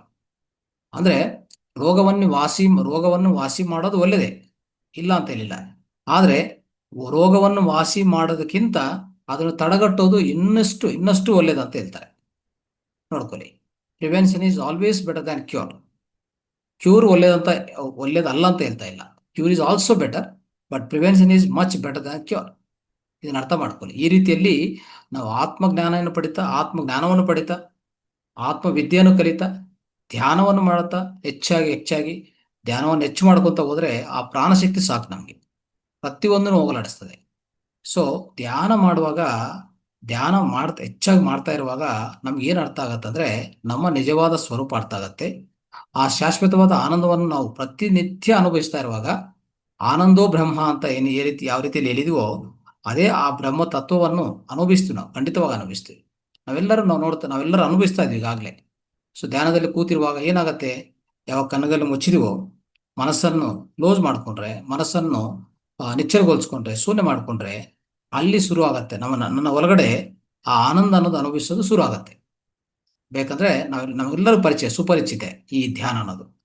ಆ ರೀತಿಯಲ್ಲಿ ಪ್ರತಿನಿತ್ಯ ಆನಂದವನ್ನು ಅನುಭವಿಸೋದೇ ಸೊ ಆನಂದೋ ಬ್ರಹ್ಮ ಅಂತ ಕರಿತೀವಿ ಆ ಸ್ಥಿತಿ. ಸೊ ಯಾರ್ಯಾರು ಆನಂದೋ ಬ್ರಹ್ಮ ಅಂತ ಈ ಸ್ಥಿತಿಯಲ್ಲಿ ಪ್ರತಿನಿತ್ಯ ಸಂಚಾರ ಮಾಡ್ತಾ ಇರ್ತಾರೋ, ಜೀವನದಲ್ಲಿ ಅಳವಡಿಸ್ಕೊಂತಾರೋ, ಅವರು ಖಂಡಿತವಾಗಿ ಒಂದು ಅದ್ಭುತವಾದ ವ್ಯಕ್ತಿಗಳಾಗಿ ತಯಾರಾಗೋದಾಗ್ಲಿ, ಒಂದು ಅದ್ಭುತವಾದ ಜ್ಞಾನಿಯಾಗಿ ತಯಾರಾಗೋದಾಗ್ಲಿ, ಅದ್ಭುತವಾದ ಯೋಗಿ ಮಾಸ್ಟರ್ ಆಗಿ ತಯಾರಾಗೋದು ಅದು ನಿತ್ಯ, ಅದು ಸತ್ಯ. ಸೊ ಖಂಡಿತವಾಗಿ ಹಾಗೆ ಆಗ್ತದೆ ಅದು. ಆ ರೀತಿಯಲ್ಲಿ ನಾವೆಲ್ಲರೂ ತಯಾರಾಗೋಣ ಅಂತ ಹೇಳ್ತಾ, ಸೊ ಇಂದಿನ ಈ ಆನಂದೋ ಬ್ರಹ್ಮ ಅಂದ್ರೆ ಆನಂದ ಅನ್ನೋದು ಆತ್ಮದಲ್ಲಿ ಪಡಿತೀವಿ, ಅದಕ್ಕೆ ಆನಂದೋ ಬ್ರಹ್ಮ ಅಂತ ನಾವು ಕರಿತೀವಲ್ಲ, ಅದೇ ರೀತಿಯಲ್ಲಿ ಆತ್ಮವೇ ಆ ಪರಬ್ರಹ್ಮ ಅಂತ ಕರಿತೀವಿ. ಯಾಕಂದ್ರೆ ಆ ಬ್ರಹ್ಮವು ಪರಬ್ರಹ್ಮವು ಎರಡೂ ಒಂದೇ ಅಲ್ವಾ? ಬ್ರಹ್ಮವು ಪರಬ್ರಹ್ಮವು ಎರಡೂ ಒಂದೇ. ಆದ್ರೆ ಆತ್ಮವೇ ಆ ಬ್ರಹ್ಮಂ.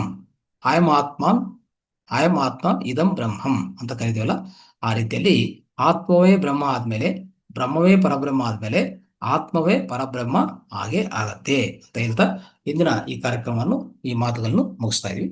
ಥ್ಯಾಂಕ್ ಯು, ಧನ್ಯವಾದ.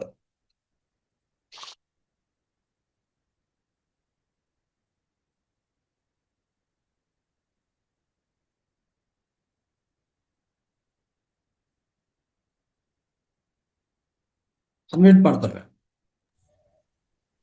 ಎಸ್, ತುಂಬಾ ಧನ್ಯವಾದಗಳು ಸರ್. ಬಹಳ ಅದ್ಭುತವಾದ ಮಾಹಿತಿಯನ್ನು ಕೊಟ್ರಿ. ಯಾಕಂತಂದ್ರೆ ಎಲ್ಲರ ಜೀವನದಲ್ಲಿ ಈಗ ಕಡಿಮೆ ಆಗಿರತಕ್ಕಂಥದ್ದೇ ಆನಂದ. ಈ ಆತ್ಮನೇ ಬ್ರಹ್ಮ ಅಥವಾ ಬ್ರಹ್ಮನೇ ಆನಂದ ಅಂತ ಹೇಳತಕ್ಕಂಥ ಅಂಶವನ್ನು ಬಹಳ ಚೆನ್ನಾಗಿ ತಂದ್ಕೊಟ್ರಿ. ಜೊತೆಗೆ ಇದೆಲ್ಲವೂ ಸಹ ಧ್ಯಾನದಿಂದ ನಾವು ಪಡ್ಕೊಳತಕ್ಕಂಥದ್ದು, ಜ್ಞಾನದಿಂದ ಪಡ್ಕೊಳತಕ್ಕಂಥದ್ದು ಅಂತ ಹೇಳತಕ್ಕಂತಹ ಒಂದು ಸಾರ್ಥಕತೆಗೆ ಈ ಒಂದು ವೇದಿಕೆಯನ್ನು ಸಹ ತಾವು ಕ್ರಿಯೇಟ್ ಮಾಡಿದ್ದೀರಾ. ಇದಕ್ಕೆ ನಾವೆಲ್ಲರೂ ಧನ್ಯರು. ಜೊತೆಗೆ ಯಾವುದೇ ಶಾಸ್ತ್ರ ಅಥವಾ ಯಾವುದೇ ವಿದ್ಯೆ ಇದ್ರೂ ಸಹ ಆಧ್ಯಾತ್ಮಿಕ ವಿದ್ಯೆ ಇಲ್ಲ ಅಂತಂದ್ರೆ ಇರಲ್ಲ. ಒಂಥರ ಹೋಮ, ನೀರಿನಲ್ಲಿ ಮಾಡಿದಂತಹ ಹೋಮ ಅಂತ ಹೇಳತಕ್ಕಂಥ ಮಾತನ್ನ ಹೇಳಿದ್ದೀರಾ. ಯಾವುದೇ ಧರ್ಮ ಇರ್ಬೋದು, ಯಾವುದೇ ಒಂದು ಜನನ ಮರಣ ನಾವು ಏನು ಹೇಳ್ತೇವಲ್ಲ, ಜೀವನವನ್ನ ನಾವು ಸಾರ್ಥಕ ಮಾಡ್ಕೊಳ್ಬೇಕಾದ್ರೆ ಅದರಲ್ಲಿ ಆಧ್ಯಾತ್ಮಿಕತೆ ಇರಲೇಬೇಕು. ಇದರಿಂದನೇ ನಮಗೆ ಆನಂದ ಸಿಗ್ತದೆ ಅಂತ ಅಂಶವನ್ನ ಬಹಳ ಚೆನ್ನಾಗಿ ಹೇಳಿದೆ ಸರ್. ನಿಮಗೆ ಈ ವೇದಿಕೆ ಪರವಾಗಿ ತುಂಬು ಹೃದಯದ ಧನ್ಯವಾದಗಳು ಸರ್. ಮಾಸ್ಟರ್ಸ್, ನಮ್ಮ ರಂಗನಾಥ್ ಸರ್ ಅವರು ಈ ಒಂದು ವೇದಿಕೆಯ ಗುರುಗಳು ಆಗಿರತಕ್ಕಂಥವರು ಅದ್ಭುತವಾದ ಮಾಹಿತಿಯನ್ನ ಇವತ್ತು ಹಂಚಿಕೊಂಡಿದ್ದಾರೆ. ಈ ಬಗ್ಗೆ ತಮ್ಗೇನಾದ್ರೂ ಪ್ರಶ್ನೆಗಳಿದ್ದಂಥ ಪಕ್ಷದಲ್ಲಿ ಅಥವಾ ನಿಮಗಿದು ಏನು ಅನಿಸಿತು, ಏನನ್ನ ಪಡ್ಕೊಂಡ್ರೆ ಅಂತ ಹೇಳ್ತಕ್ಕಂಥ ಅಂಶವನ್ನ ದಯಮಾಡಿ ಇಲ್ಲಿ ಹಂಚ್ಕೊಳ್ಬೇಕು ಅಂತ ಕೇಳ್ತೇನೆ. ಯಾವುದೇ ಪ್ರಶ್ನೆ ಇದ್ರೂ ಸಹ ತಾವು ಸರ್ ಇಲ್ಲೇ ಇರುವ ಕಾರಣ ಇದನ್ನ ಕ್ಲಾರಿಫೈ ಮಾಡ್ಕೊಳ್ಳಿ ಅಂತ ಹೇಳತಕ್ಕಂಥ ವಿನಂತಿಯನ್ನ ಮಾಡ್ತಾ ಇದ್ದೇನೆ. ತಾವು ಪ್ರಶ್ನೆ ಕೇಳಲಿಕ್ಕೆ ಇಚ್ಛೆ ಪಟ್ಟಲ್ಲಿ ಹ್ಯಾಂಡ್ ರೈಸ್ ಅನ್ನ ಮಾಡಿ ಅನ್ಮ್ಯೂಟ್ ಕೊಡ್ತೇವೆ, ಅದರಿಂದ ತಮ್ಮ ಪ್ರಶ್ನೆಯನ್ನ ಕೇಳಬಹುದಾಗಿದೆ. ಓಕೆ, ಶಾರದಾ ಪಾಟೀಲ್,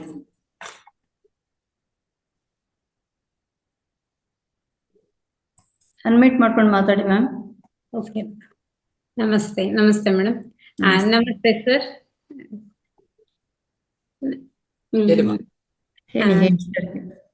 ಇವಾಗ ನೀವು ಹೇಳ್ತಿರೋದು ಕೇಳ್ತಿದ್ರೆ ಸರ್, ಒಳಗಡೆ ಒಂದ್ ರೀತಿಯ ಆನಂದ, ಸಹಜವಾಗಿ ಆನಂದ ಬರ್ತಾ ಇತ್ತು ಸರ್. ಈ ತರದೊಂದು ಜ್ಞಾನ ಸಿಗ್ತಿದೆ ಅಂತ.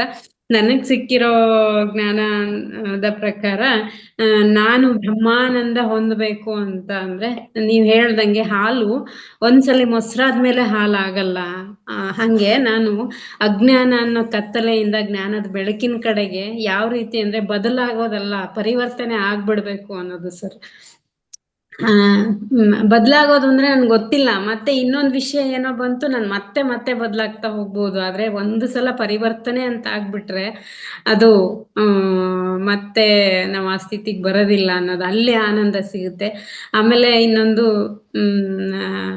ಈ ಆನಂದ ಸಿಗ್ಬೇಕು ಅಂದ್ರೆ ಜಸ್ಟ್ ವ್ಯಕ್ತಿ ಪರಿಸ್ಥಿತಿನ ಒಪ್ಕೊಳ್ಳೋದು ಸರ್. ಹಿಂಗಿದ್ದಾರೆ, ಹಿಂಗೆ ಇದೆ, ನನಗೆ ಬೇಕಾದಂಗಿದ್ದಾಗ್ಲೂ ಒಪ್ಕೋಬೇಕು, ನನಗೆ ಇಷ್ಟ ಇಲ್ಲ ಅವರು ಅಂದಾಗ್ಲೂ ನಾನು ಒಪ್ಕೋಬೇಕು. ಜಸ್ಟ್ ಆಮೇಲೆ ಯೋಚನೆ ಮಾಡ್ಬೇಕು ನಾನು.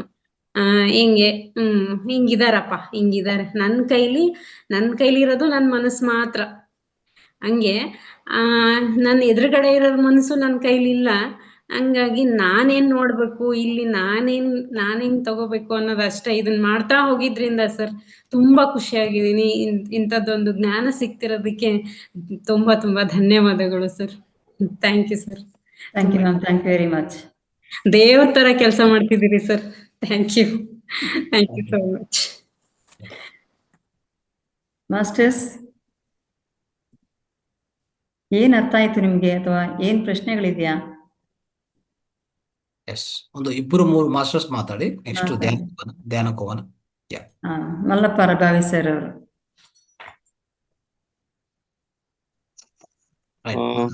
ಹುಟ್ಟು ಸಾವುಗಳ ಆಚೆ ನಾವು ಹೇಗೆ ಬರಬೇಕು ಎನ್ನುವ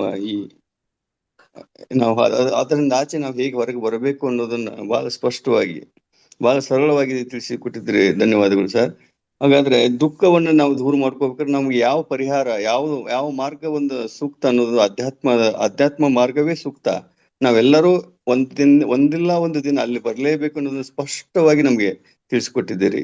ಅದು ಆ ಮಾರ್ಗವನ್ನು ಆಯ್ಕೆ ಮಾಡಿಕೊಳ್ಳದೇ ಇದ್ರೂ ಕೂಡ ನಮ್ಗೆ ಎಲ್ಲಿ ನಾವು ದುಃಖವನ್ನು ಅತಿಯಾಗಿ ಅನುಭವಿಸ್ತೀವೋ ಅವಾಗ ಆಧ್ಯಾತ್ಮಿಕವಾಗಿ ಡೈರೆಕ್ಟ್ ಅಯ್ಯೋ ದೇವ್ರೆ ನನಗೆ ಯಾಕೆ ಈ ಕಷ್ಟ ತಂದೆ ಅಂತ ಆ ಕೊನೆ ಕ್ಷಣದಲ್ಲಿ ಬರ್ತೇವಲ್ಲ, ಅದೇ ಆಧ್ಯಾತ್ಮಿಕದ ಮಾರ್ಗದ ಒಂದು ಸ್ಪಷ್ಟ ದಾರಿ ಅಂತ. ಈ ದುಃಖಗಳಿಂದ ದೂರವಾಗಲು ನಾವು ಪ್ರತಿಯೊಬ್ಬರು ಕೂಡ ಇಂಥ ಮಹಾತಾರ್ ಫೌಂಡೇಶನ್ ಅಂತ ಒಂದು ಸಜ್ಜನ ಸಾಂಗತ್ಯದಲ್ಲಿ ನಾವಿದ್ರೆ ಪ್ರತಿಯೊಬ್ಬರಿಗೂ ಒಂದು ಮೋಕ್ಷ ಅನ್ನುವ ಮಾರ್ಗ ಸಿಗುತ್ತೆ ಅನ್ನೋದು ನಮ್ಮ ದೃಢವಾದ ನಂಬಿಕೆ ಸರ್. ಧನ್ಯವಾದಗಳು. Thank you sir, thank you. Nagarathnamma madam. ನಮಸ್ತೆ ಗುರುಜಿ. ನಾವ್ ಎಷ್ಟೆಲ್ಲ ಏನೆಲ್ಲ ಸಂಪಾದನೆ ಮಾಡಿದ್ರು ಕೊನೆಗೊಂದಿನ ಆತ್ಮಾನಂದ ಹೊಂದೋದು ಆಧ್ಯಾತ್ಮದಿಂದನೇ. ಆಧ್ಯಾತ್ಮ ಇಲ್ಲ ಅಂತಂದ್ರೆ ಅದಕ್ಕೆ ಏನೇನು ಬೆಲೆನೇ ಇರಲ್ಲ. ಎಷ್ಟು ಆಸ್ತಿ ಎಷ್ಟು ಹಣ ಎಲ್ಲ ಸಂಪಾದನೆ ಮಾಡಿದ್ರು ಕೊನೆಗೆ ಆಧ್ಯಾತ್ಮ ತುದಿಗೆ ಬಂದಾಗ್ಲೇ ಆತ್ಮಕ ಆನಂದ ಸಿಗೋದು ಅನ್ನೋದನ್ನ ತುಂಬಾ ಸ್ಪಷ್ಟವಾಗಿ ತಿಳಿಸಿದ್ದೀರ. ಸ್ವಲ್ಪ ಡಿಸ್ಟರ್ಬ್ ಆದ್ರೂ ಇನ್ನೂ 2 ಸರಿ 3 ಸರಿ ನಾವು ಈ ವಿಡಿಯೋನ ನೋಡ್ಕೊಂಡು ನಾವು ಮನನ ಮಾಡ್ಕೋಬೇಕಾಗತ್ತೆ. ತುಂಬಾ ಇದ್ರ ಆಳ್ವಾಗಿ ಹೋಗ್ಬೇಕು. ಅಧ್ಯಾತ್ಮ ಅಂತಂದ್ರೆ ಆಳ್ವಾಗಿ ಹೋದಾಗ್ಲೇ ಅದ್ರ ಅರ್ಥ ಗೊತ್ತಾಗೋದು. ಮೇಡಮ್ ಹೇಳ್ದಂಗೆ ನಾವು ಇದ್ದ ತರನೇ ಪರಿಸ್ಥಿತಿ ಒಪ್ಕೊಂಡಾಗ ಮಾತ್ರ ನಮ್ಮ ಆತ್ಮಕ್ಕೆ ಆನಂದ ಇರುತ್ತೆ. ಅದಿಲ್ಲ ಇದಿಲ್ಲ ಸರಿ ಇಲ್ಲ, ನೀವು ಸರಿ ಇಲ್ಲ, ನಾವು ಸರಿ ಇಲ್ಲ, ಅವ್ರು ಮಾಡಿದ್ ಸರಿ ಇಲ್ಲ ಅಂತೆಲ್ಲ ಅನ್ಕೊಂಡೋದಾಗ ಆನಂದ ಬರೋದೇ ಇಲ್ಲ. ಅದು ಕೊನೆ ತುದಿಗೆ ನಮಗೆ ಸಿಗದೆ ನಮ್ಮ ಆತ್ಮಕ್ಕೆ ಜ್ಞಾನ ಬಂದಾಗ ಆತ್ಮಕ್ಕೆ ಆನಂದ ಸಿಗೋದು ಅಂದ್ರೆ ಅದೇನೆ ನಿಜವಾಗ್ಲೂ ಅಧ್ಯಾತ್ಮ ಅಂತಂದ್ರೆ ಎಷ್ಟು ವಿಷಯ ಇರುತ್ತೆ ಸರ್. ಅದನ್ನ ತುಂಬಾ ವಿಷದವಾಗಿ ತಿಳಿಸ್ಕೊಟ್ಟಿದ್ದೀರಾ. ಧನ್ಯವಾದ ಸರ್. ತುಂಬಾ ಧನ್ಯವಾದ ಸರ್. ನಿಮ್ಮಿಂದ ನಮ್ಗೆ ಆಧ್ಯಾತ್ಮದ ಬಗ್ಗೆ ಇದ್ದಿದ್ದ ಒಂದು ಕಾಳಜಿ ಮತ್ತೆ ಆಧ್ಯಾತ್ಮ ಬಗ್ಗೆ ವಿಷಯ ಗೊತ್ತಿದ್ದು ಇನ್ನೂ ಇಮ್ಮಡಿ ಆಯ್ತು ಅಂತ ಅನ್ಸುತ್ತೆ. ಇಮ್ಮಡಿ ಆಯ್ತು ಸರ್. ಅಧ್ಯಾತ್ಮ ಅಂದ್ರೆ ಏನು ಅಂತ ನಮಗೂ ಸ್ವಲ್ಪ ಗೊತ್ತಿತ್ತು, ತಂದೆ ತಾಯಿ ಮುಖಾಂತರ ಗುರುಗಳ ಮುಖಾಂತರ ತಿಳ್ಕೊಂಡಿದ್ವಿ. ನೀವು ಮಹಾನ್ ಗುರುನೇ ಸಿಕ್ಕಿದ್ದೀರಾ ನಮ್ಗೆ ತುಂಬಾ ಆಧ್ಯಾತ್ಮದಲ್ಲಿ ಮುಂದುವರೆಯೋದಿಕ್ಕೆ. ಧನ್ಯವಾದ ಸರ್. ಧನ್ಯವಾದ sir. Thank you ma'am. Masters, video share ಆಗಿದೆ. ಚಾಟ್ ಬಾಕ್ಸ್ ಅನ್ನು ಓಪನ್ ಮಾಡಿ ತಾವು ವಿಡಿಯೋಕ್ಕೆ ಒಂದು ಲೈಕ್ ಅನ್ನು ಕೊಟ್ಟು ತಮ್ಮ ಕಾಮೆಂಟ್ಸ್ ಅನ್ನು ಹಾಕಿ, ಅದು ಹಾಕಿದ ಮೇಲೆ ಎಸ್ ಅಂತ ಹೇಳತಕ್ಕಂತ ಒಂದು ಮೆಸೇಜ್ ಅನ್ನ ಹಾಕ್ಬೇಕು ಅಂತ ಕೇಳ್ಕೊಳ್ತೇವೆ. ನಿನ್ನೆ ಅಲ್ಲ ಮೊನ್ನೆ ಶನಿವಾರದ ವಿಡಿಯೋನ ಈಗಾಗಲೇ ಶೇರ್ ಮಾಡಿದ್ದಾರೆ. ದಯಮಾಡಿ ಅದನ್ನ ಓಪನ್ ಮಾಡಿ ಲೈಕ್ ಕೊಡಿ, ಒಂದು ಕಾಮೆಂಟ್ ಅನ್ನು ಕೊಡಿ, ಮತ್ತೆ ಎಸ್ ಅಂತ ಮೆಸೇಜ್ ಅನ್ನ ಮಾಡಿ. ರಘುನಾಥ್ ಸರ್. ನಮಸ್ತೆ ಗುರುಜಿ. ನಮಸ್ತೆ. ಇವತ್ತಿನ ಕ್ಲಾಸ್ ಅಲ್ಲಿ ಈ ಕ್ಲಾಸ್ ಪೂರ್ತಿ ಅರ್ಥ ಆಗ್ಬೇಕಂತ ಹೇಳಿದ್ರೆ ನೀವ್ 2 ಎಕ್ಸಾಂಪಲ್ಸ್ ಹೇಳಿದ್ರಿ ಸರ್. ಒಂದು ಬಂದ್ಬಿಟ್ಟು ನಾರದ, ದೆನ್ ಅಲೆಕ್ಸಾಂಡರ್. ಇವೆರಡು ಎಕ್ಸಾಂಪಲ್ ಇಂದಾನೆ ನಾವು ಪೂರ್ತಿ ಅರ್ಥ ಮಾಡ್ಕೋಬಹುದು ದಟ್ ನಾವು ಕೊನೆಗೆ ಯಾವ ಸ್ಥಿತಿಗೆ ತಲುಪ್ತೀವಿ ಅಂತ ಹೇಳಿ. ಅವ್ರ 64 ವಿದ್ಯೆ ಕಲ್ತಿದ್ರು ಕೂಡ ಅವ್ರಿಗೆ ಆನಂದ ಸಿಗ್ಲಿಲ್ಲ. ಇವ್ರಿಲ್ಲಿ ಜಗತ್ನಾಗಿದ್ರು ಕೂಡ ಇವ್ರಿಗೆ ಆನಂದ ಸಿಗ್ಲಿಲ್ಲ. ಬೈ ದ ಸಿಂಪ್ಲಿಸಿಟಿ ಮತ್ತೆ ಆಧ್ಯಾತ್ಮದಿಂದ ಬರೋದೇ ಪರಮಾನಂದ ಅಂತ ಹೇಳಿದ್ದಕ್ಕೆ ತುಂಬಾ thank you sir. Thank you so much. Right, thank you. ಪ್ರತಿಯೊಬ್ಬರು ಪಾಲನೆ ಮಾಡ್ಬೇಕು ಒಂದು ಸೂತ್ರ ಇರುತ್ತೆ, ಅದೇ ಆನಂದ ಸೂತ್ರ. ಆನಂದೋ ಬ್ರಹ್ಮ ಅಂತ ಅಂದ್ರೆ ಅದೇ ದೊಡ್ಡವಾದ ಅಂತ ಹೇಳಿದ್ವಲ್ಲ, ಅದು ಆನಂದ ಸೂತ್ರ. ಏನಂತಂದ್ರೆ ಪ್ರತಿ ದಿವಸ ಬೆಳಗ್ಗೆ ಎದ್ದಿದ ಮೇಲೆ ಒಂದೇ ಅನ್ಕೋಬೇಕು ನಾವು, ಇವತ್ತು ನಾನು ಆನಂದವಾಗಿರ್ತೀನಿ. ಒಂದು ಫಾರ್ಮ್ ಪ್ರಿನ್ಸಿಪಲ್ ಅಂದ್ರೆ ಒಂದು ಅಫರ್ಮೇಷನ್, ಇಲ್ಲಾಂದ್ರೆ ಒಂದು ಬಲವಾದ ನಂಬಿಕೆ, ಇಲ್ಲಾಂದ್ರೆ ಬಲವಾದ ಎಚ್ಚರಿಕೆ ನಮ್ಗೆ ನಾವು ಕೊಟ್ಕೋಬೇಕಾಗತ್ತೆ. ಏನಂತದ್ದು? ನಾನು ಇವತ್ತು ಬೆಳಗ್ಗೆ ಎದ್ದಿದ್ದರಿಂದ ನೈಟ್ ಮಲಗೋವರೆಗೂ ನಾನು ಆನಂದವಾಗಿರ್ತೀನಿ, ಏನಾದರೂ ಆಗಲಿ. I will remain blissful what ever it may happen throughout the day, from morning when I wake up then till I go to the bed. I will be remain in the blissful state. ಅಂದರೆ ನನ್ನ ಆನಂದವನ್ನು ನಾನು ಕಳ್ಕೊಳ್ಳಲ್ಲ. ನಾನು ದಿನನಿತ್ಯ ಅಂದರೆ ದಿನ ಬೆಳಗ್ಗೆಯಿಂದ ಎದ್ದಿದಿಂದ ಮತ್ತೆ ಮಲಗೋವರೆಗೂ ನಾನು ಆನಂದವಾಗಿರ್ತೀನಿ, ಏನಾದರೂ ಆಗಲಿ ಅಂತ ಬರ್ಕೊಳ್ಬೇಕಾದ್ರೆ. ಸೊ ಇದು ನೀವು ನಿರ್ಣಯ ಮಾಡಿಕೊಂಡಿದ್ರೆ ಬೆಳಗ್ಗೆ ಒಂದು ಸರಿ ಕಣ್ಣು ಮುಚ್ಕೊಂಡು ಈ ನಿರ್ಣಯ ನಿಮ್ಮ ಒಳಗಡೆ ನೀವು ಮಾಡ್ಕೊಂಡಿದ್ರೆ ಏನಾಗತ್ತೆ ಹೇಳಿ? ಏನು ಆಗಿದ್ರು, ಏನು ಇದ್ರು, ಏನು ಇಲ್ಲ ಅಂದ್ರೂ, ತಿನ್ನಕ್ಕೆ ಇದ್ರು, ತಿನ್ನಕ್ಕೆ ತಿಂಡಿ ಸಿಕ್ಕಿಲ್ಲ ಅಂದ್ರೂ, ಇಲ್ಲಾಂದ್ರೆ ಇನ್ನೊಂದು ನಾವು ಅನ್ಕೊಂಡಿರೋದು ಆಗಿದ್ರು, ಅನ್ಕೊಂಡಿರೋದು ಆಗಿಲ್ಲ ಅಂದ್ರೂ, ಹಣಕಾಸು ಬಂದಿದ್ರು ಬಂದಿಲ್ಲ ಅಂದ್ರೂ, ಸಂಬಂಧಗಳು ಚೆನ್ನಾಗಿದ್ರು ಸಂಬಂಧಗಳು ಚೆನ್ನಾಗಿಲ್ಲ ಅಂದ್ರೂ, ಯಾವ ವಿಷಯವಾಗ್ಲಿ ಪರವಾಗಿಲ್ಲ, ಯಾವ ಪರಿಸ್ಥಿತಿ ಆಗಲಿ ಪರವಾಗಿಲ್ಲ, ಯಾವ ವಸ್ತುವಾಗಲಿ ಪರವಾಗಿಲ್ಲ, ಅದು ಬಂದಿದ್ರು ಅದು ಹೋಗಿದ್ರು ನಿಮ್ಮಲ್ಲಿ ಯಾವುದೇ ರೀತಿಯಲ್ಲಿ ಅಸ್ಥಿರತ್ವ ಬರೋದಿಲ್ಲ. ಆ ಸ್ಥಿತ ಪ್ರಜ್ಞೆಯಲ್ಲಿ ನೀವು ನಿಮ್ಮ ಜೀವನವನ್ನು ನಡೆಸ್ಕೋಬಹುದು. ಅದು ಪ್ರತಿನಿತ್ಯ ಬೆಳಗ್ಗೆ ನೀವು ಹೇಳ್ಕೋಬೇಕಾಗಿರೋಂಥ ಒಂದು ಆನಂದ ಸೂತ್ರ ಇದು. ಈ ಆನಂದ ಸೂತ್ರವನ್ನು ನೀವು ಪಾಲನೆ ಮಾಡಿ, ಪ್ರತಿಯೊಬ್ಬರು ಪಾಲನೆ ಮಾಡಿ. ಖಂಡಿತ ನಿಮ್ಮ ಆನಂದ ನಿನ್ನ ಒಳಗಡೆನೆ ಇರ್ತದೆ, ನಿನ್ನ ಜೊತೆಗೆ ಇರ್ತದೆ. ಆನಂದ ಯಾವುದೇ ರೀತಿಯಲ್ಲಿ ಅದು ಭಂಗ ಆಗೋದಿಲ್ಲ, ಆನಂದಕ್ಕೆ ಯಾವುದೇ ರೀತಿಯಲ್ಲಿ ಕೊರತೆ ಆಗೋದಿಲ್ಲ. ಸೊ ದಯವಿಟ್ಟು ಪಾಲನೆ ಮಾಡಿ. ರೈಟ್.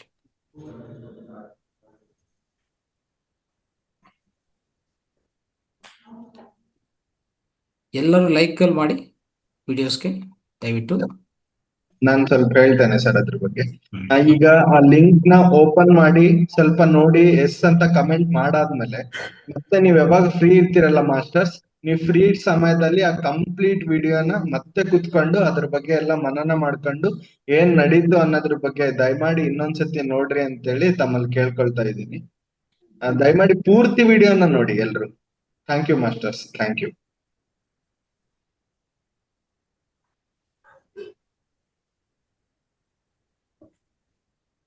ಎಲ್ಲರೂ ಲೈಕ್ ಮಾಡಿ ದಯವಿಟ್ಟು ನಿಮ್ಮ ಕೃತಜ್ಞತೆ ತಿಳಿಸಿ. ಓಕೆ,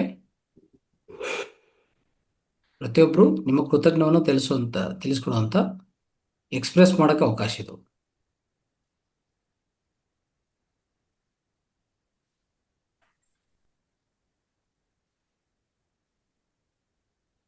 ನಮ್ಗಿಲ್ಲಿ ಇಷ್ಟು ದೊಡ್ಡ ಜ್ಞಾನ ಸಿಗ್ತಿದೆ ಅಂತ ಹೇಳಿದ್ರೆ this is the small amount of gratitude we can show through by ಅಂದ್ರೆ ನಾವು ಒಂದು ಸಣ್ಣ ಧನ್ಯವಾದಗಳನ್ನ ಹೇಗೆ ಹೇಳ್ಬೇಕು ಅಂತ ಹೇಳಿದ್ರೆ ನಾವು ವಿಡಿಯೋನ ನೋಡೋ ಮುಖಾಂತರ ಅಂದ್ರೆ ಮನನ ಮಾಡ್ಕೊಳ್ಳೋದು, ಮತ್ತೆ ಲೈಕ್ ಮಾಡೋದು, ಕಮೆಂಟ್ ಮಾಡೋದ್ರ ಮುಖಾಂತರ ನಮ್ಮ ಕೃತಜ್ಞತೆಗಳನ್ನು ಸಲ್ಲಿಸಬಹುದು ಅಂತ ಹೇಳಿ ತಮ್ಗೆ ಹೇಳ್ತಾ ಇದ್ದೀನಿ ಮಾಸ್ಟರ್ಸ್.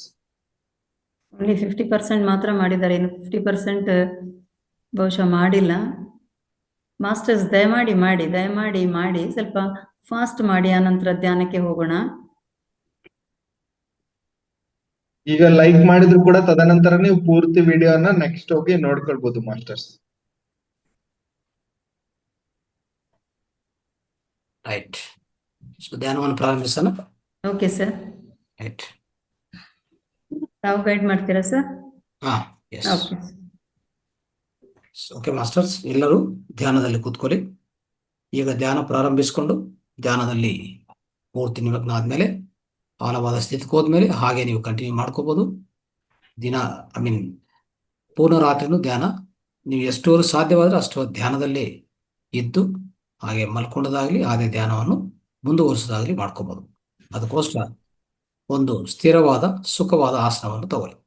ದಯವಿಟ್ಟು ಎಲ್ಲರೂ ಸ್ಥಿರ ಸುಖ ಆಸನದಲ್ಲಿ ಕೂತ್ಕೊಳ್ಳಿ. ನಿಮಗೆ ದೀರ್ಘಕಾಲ ಮಾಡ್ಬೇಕಂದ್ರೆ ಆ ರೀತಿಯಲ್ಲಿ ನಿಮ್ಮ ಆಸನವನ್ನು ತಯಾರು ಮಾಡ್ಕೊಳ್ಳಿ. ಹಾಗೆ ಧ್ಯಾನ ಮಾಡ್ತಾ ನಿಧಾನವಾಗಿ ನಿಮಗೆ ಏನಾದರೂ ಯೋಗ ನಿದ್ರೆ ಆ ರೀತಿಯಲ್ಲಿ ಬಂದ್ರೆ ಯೋಗ ನಿದ್ರವನ್ನು ಮಾಡ್ಬೋದು. ಈಗ ಧ್ಯಾನ ಆದ್ಮೇಲೆ ಮತ್ತೆ ವಾಪಸ್ಸು ಎದ್ಬೋದು, ಇಲ್ಲಾಂದ್ರೆ ಹಾಗೆ ಯೋಗ ನಿದ್ರದಲ್ಲಿ ಹೋಗಿ ನೀವು ಪೂರ್ಣ ರಾತ್ರಿ ಅದ್ಭುತವಾದ ಆಳವಾದ ನಿದ್ರೆಯನ್ನು ಹೊಂದಬಹುದು, ಆಳವಾದ ಧ್ಯಾನವನ್ನು ಹೊಂದಬಹುದು. ಅದು ನೀವು ನಿರ್ಣಯ ಮಾಡ್ಕೋಬೇಕಾಗತ್ತೆ. ಈಗಾಗಲೇ ನಾವು ಹಲವಾರು ಮಾಸ್ಟರ್ಸ್ ಈಗ ಅಳವಡಿಸ್ಕೊಂತಾ ಇದ್ದಾರೆ ಪೂರ್ಣರಾತ್ರಿ ಧ್ಯಾನವನ್ನು. ಅವರು ಧ್ಯಾನವನ್ನು ಮುಂದುವರಿಸ್ಬೋದು. ಹಾಯಾಗಿ ಕೂತ್ಕೊಳ್ಳಿ, ಸ್ಥಿರ ಸುಖಾಸನದಲ್ಲಿ ಕೂತ್ಕೊಳ್ಳಿ. ಸುಲಭವಾದ ಆಸನವನ್ನು ಇಟ್ಕೊಂಡು, ಪಿರಮಿಡ್ ಇದ್ರೆ ಪಿರಮಿಡ್ ಕೆಳಗಡೆ ಕೂತ್ಕೊಳ್ಳಿ, ಕ್ಯಾಪ್ ಪಿರಮಿಡ್ ಇದ್ರೆ ತಲೆ ಮೇಲೆ ಇಟ್ಕೊಳ್ಳಿ. ಯಾವುದೂ ಪಿರಮಿಡ್ ಇಲ್ಲ ಅಂದ್ರೆ ನಿಮ್ಮ ತಲೆ ಮೇಲೆ ಒಂದು ಪಿರಮಿಡ್ ಅಂತ ಆಕಾರವನ್ನು ಸೃಷ್ಟಿ ಮಾಡ್ಕೊಳ್ಳಿ. ಅದನ್ನು ಸಹ ಮಾಡ್ಬೋದು. ಹಾಯಾಗಿ ಕೂತ್ಕೊಂಡಿದ್ವಿ, ಕೈಗಳು ಜೋಡಿಸ್ಕೊಂಡಿದ್ವಿ, ಎಲ್ಲ ಬೆರಳು ಒಳಗೆ ಎಲ್ಲ ಬೆರಳು, ಎರಡು ಪಾದಗಳು ಕಾಲುಗಳು ಕ್ರಾಸ್ ಮಾಡ್ಕೊಂಡಿದ್ವಿ, ಸುಖವಾಗಿ ಕೂತ್ಕೊಂಡಿದ್ವಿ, ಶರೀರವನ್ನು ಸುಖವಾಗಿ ಕೂರಿಸಿದ್ವಿ. ಯಾವುದೇ ಶರೀರ ಭಾಗದಲ್ಲಿ ಒತ್ತಡ ಇಲ್ಲ. ಬೇಕಂದ್ರೆ ಅನುಲೋಮ ವಿಲೋಮ ಒಂದು 2 ನಿಮಿಷ ಮಾಡ್ಕೋಬಹುದು. ನಿಧಾನವಾಗಿ ಶ್ವಾಸ ತಗೊಂಡದು, ಎಡಗಡೆ ತಗೊಂಡು ಬಲಗಡೆ ಬಿಡೋದು, ಬಲಗಡೆ ತಗೊಂಡು ಎಡಗಡೆ, ಈ ರೀತಿಯಲ್ಲಿ 2 ರಿಂದ 3 ನಿಮಿಷ ಮಾಡಿಕೊಂಡು ತದನಂತರ ಧ್ಯಾನದಲ್ಲಿ ಹೋಗೋದು, ಅಂದ್ರೆ ಧ್ಯಾನದಲ್ಲಿ ಪ್ರಯಾಣ ಮಾಡೋದು. ಹಾಗೆ ಶ್ವಾಸವನ್ನು ಗಮನಿಸ್ಕೊಂತ ಧ್ಯಾನದಲ್ಲಿ ಪ್ರಯಾಣ ಆಗಿ ಮುಂದಕ್ಕೆ ಸಾಗಿ. ಈಗ ಅನುಲೋಮ ವಿಲೋಮ ಮಾಡಿದ್ರೆ ಮಾಡ್ಕೊಳ್ಳಿ. ತದನಂತರ ಸಹಜವಾದ ಸರಳವಾದ ಶ್ವಾಸವನ್ನು ಗಮನಿಸ್ತಾ ಕೂತ್ಕೊಳ್ಳಿ. ಯಾವುದೇ ಯೋಚನೆ ಬಂದರೆ ಯೋಚನೆಗಳನ್ನು ಯಾವುದೇ ರೀತಿಯಲ್ಲಿ ವಿಶ್ಲೇಷಣೆ ಮಾಡಕ್ಕೆ ಹೋಗಬಾರ್ದು. ಅದನ್ನು ಕತ್ತರಿಸಿ ತಿರ್ಗಾ ನಿಮ್ಮ ಶ್ವಾಸದ ಮೇಲೆ ಗಮನ ಬರ್ತಾ ಇರಿ. ಸ್ವಲ್ಪ ಹೊತ್ತಿಗೆ ಎಲ್ಲ ಯೋಚನೆಗಳು ಖಾಲಿ ಆಗ್ತವೆ, ಖಾಲಿ ಆಗ್ತವೆ. ಮನಸ್ಸು ಯೋಚನೆಗಳು ಮತ್ತೆ ನಿಮ್ಮ ಶ್ವಾಸ ಎರಡು ನೇರವಾಗಿ ಸಂಬಂಧ. ಶ್ವಾಸ ಯಾವಾಗ ಸಣ್ಣದಾಗ್ತಾ ಹೋಗ್ತದೋ, ಚಿಕ್ಕದಾಗ್ತದೋ, ನೆಮ್ಮದಿ ಆಗುತ್ತೋ, ಮನಸ್ಸು ಸಹ ನೆಮ್ಮದಿ ಆಗುತ್ತೆ. ಮನಸ್ಸು ನೆಮ್ಮದಿ ಆಗ್ಬೇಕಂದ್ರೆ ಶ್ವಾಸ ನೆಮ್ಮದಿ ಆಗಬೇಕು. ಆದರೆ ಶ್ವಾಸ ಅತಿ ನಿಧಾನವಾಗಿ ನಿಶ್ಚಲವಾಗಿ ನಡೀತಾ ಇರಬೇಕು. ದೀರ್ಘ ಶ್ವಾಸ, ಕಡಿಮೆ ಶ್ವಾಸಗಳು, ಕಡಿಮೆ ಆಲೋಚನೆಗಳು. ಶೂನ್ಯದ ಶ್ವಾಸ ಅಂದ್ರೆ ಅತಿ ನಿಧಾನವಾದ ಶ್ವಾಸ, ಯೋಚನೆಗಳೆಲ್ಲ ಖಾಲಿ ಮಾಡುತ್ತೆ. ಕೇವಲ ಉಚ್ಛ್ವಾಸ ನಿಶ್ವಾಸದ ಮೇಲೆ ಗಮನ ಇಟ್ಕೊಳ್ಳಿ. ಪ್ರಾಣಾಯಾಮ ಮಾಡ್ಕೋಬೇಡಿ, ಕುಂಭಕ ರೇಚಕ ಪೂರಕ ಮಾಡಬಾರದು. ಯಾವುದೇ ಮಂತ್ರ, ನಾಮಸ್ಮರಣ, ಜಪ, ಶ್ಲೋಕ ಪಠಣ ಯಾವುದೇ ಇಲ್ಲ. ಆ ರೀತಿಯಲ್ಲಿ ಶ್ವಾಸವನ್ನು ಗಮನಿಸ್ಕೊಂತ ಆ ದೀರ್ಘವಾದ ಆಳವಾದ ಧ್ಯಾನಕ್ಕೆ ತಲುಪಿಸೋಣ. ಸ್ವಲ್ಪ ಸಂಗೀತವನ್ನು ಕೇಳಿಸ್ಕೊಂತ, ಮಧುರವಾದ ಸಂಗೀತವನ್ನು ಕೇಳಿಸ್ಕೊಂತ ಈ ಧ್ಯಾನವನ್ನು ಮುಂದುವರಿಸೋಣ. ಓಕೆ ಎಲ್ಲವರೆಗೂ ಯಾರು ಕಣ್ಣು ತೆರೆಯಬಾರದು.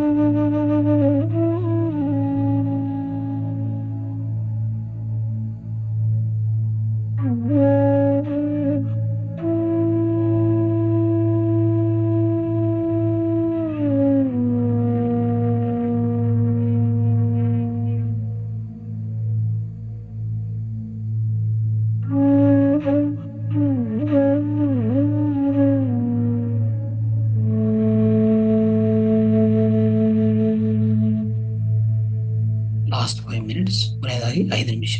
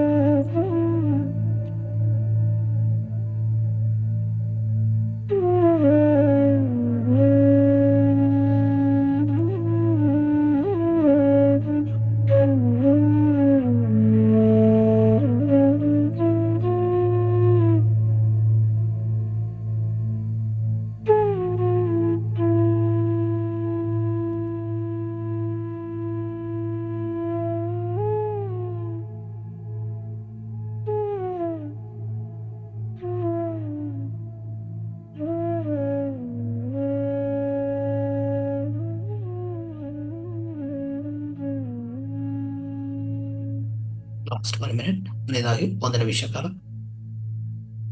ನಿಧಾನವಾಗಿ ಎಲ್ಲರೂ ದೇಹ ಎಚ್ಚರಿಕೆ ಬರ್ತಾ ಇರಿ.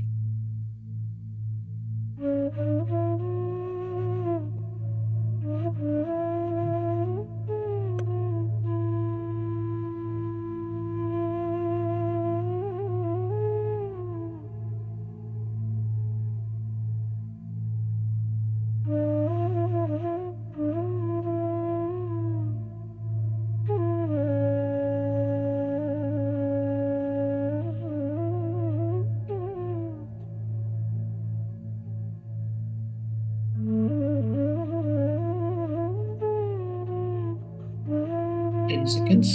ಕೊನೆಯದಾಗಿ 10 ಸೆಕೆಂಡ್ ಕಾಲ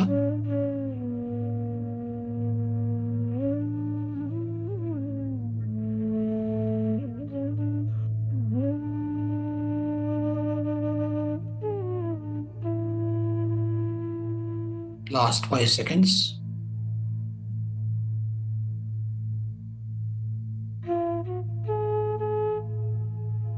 ಒಂದು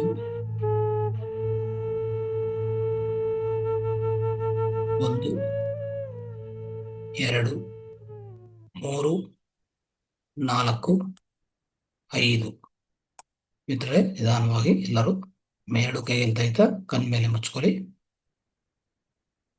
5 ಸೆಕೆಂಡ್ ಕಾಲ ಹಾಗೆ ಇಟ್ಕೊಳ್ಳಿ. 1 2 3 4 5. ಈಗ ನಿಧಾನವಾಗಿ ಕೈಗೆಲ್ತಾ ನಿಧಾನವಾಗಿ ಕಣ್ಣಲ್ಲಿ ಬಿಡಬಹುದು. ಯಾರ್ಯಾರು ಎಚ್ಚರಿಕೆ ಸ್ಥಿತಿ ಬರಬೇಕೋ ಅವ್ರ ಎಚ್ಚರಿಕೆ ಸ್ಥಿತಿ ಬನ್ನಿ. ಮಿಕ್ಕಿದವರು ಹಾಗೆ ಧ್ಯಾನದಲ್ಲಿ ಕಂಟಿನ್ಯೂ ಮಾಡಿ. Right. Thank you very much sir. Thank you very much. ತುಂಬಾ ಅದ್ಭುತವಾದ ಜ್ಞಾನ ಹಂಚಿಕೆ ಜೊತೆಗೆ ಅದ್ಭುತವಾದ ಧ್ಯಾನವನ್ನು ಮಾಡಿಸಿದ್ರಿ ಸರ್. ಯಾಕಂತಂದ್ರೆ ನಾನು ಯಾವಾಗಲೂ ಗೈಡ್ ಮಾಡುವಾಗ ನನಗೆ ಧ್ಯಾನ ಆಗ್ತಾ ಇರಲಿಲ್ಲ. ಇವತ್ತು ಸಂಪೂರ್ಣ ಧ್ಯಾನ ನನಗೂ ಆದಂಗಾಯ್ತು. ಈ ವೇದಿಕೆಯ ಪರವಾಗಿ ಎಲ್ಲ ಧ್ಯಾನ ಬಂಧುಗಳ ಪರವಾಗಿ ತುಂಬ ಹೃದಯದ ಧನ್ಯವಾದಗಳು ಸರ್. ಧನ್ಯವಾದಗಳು.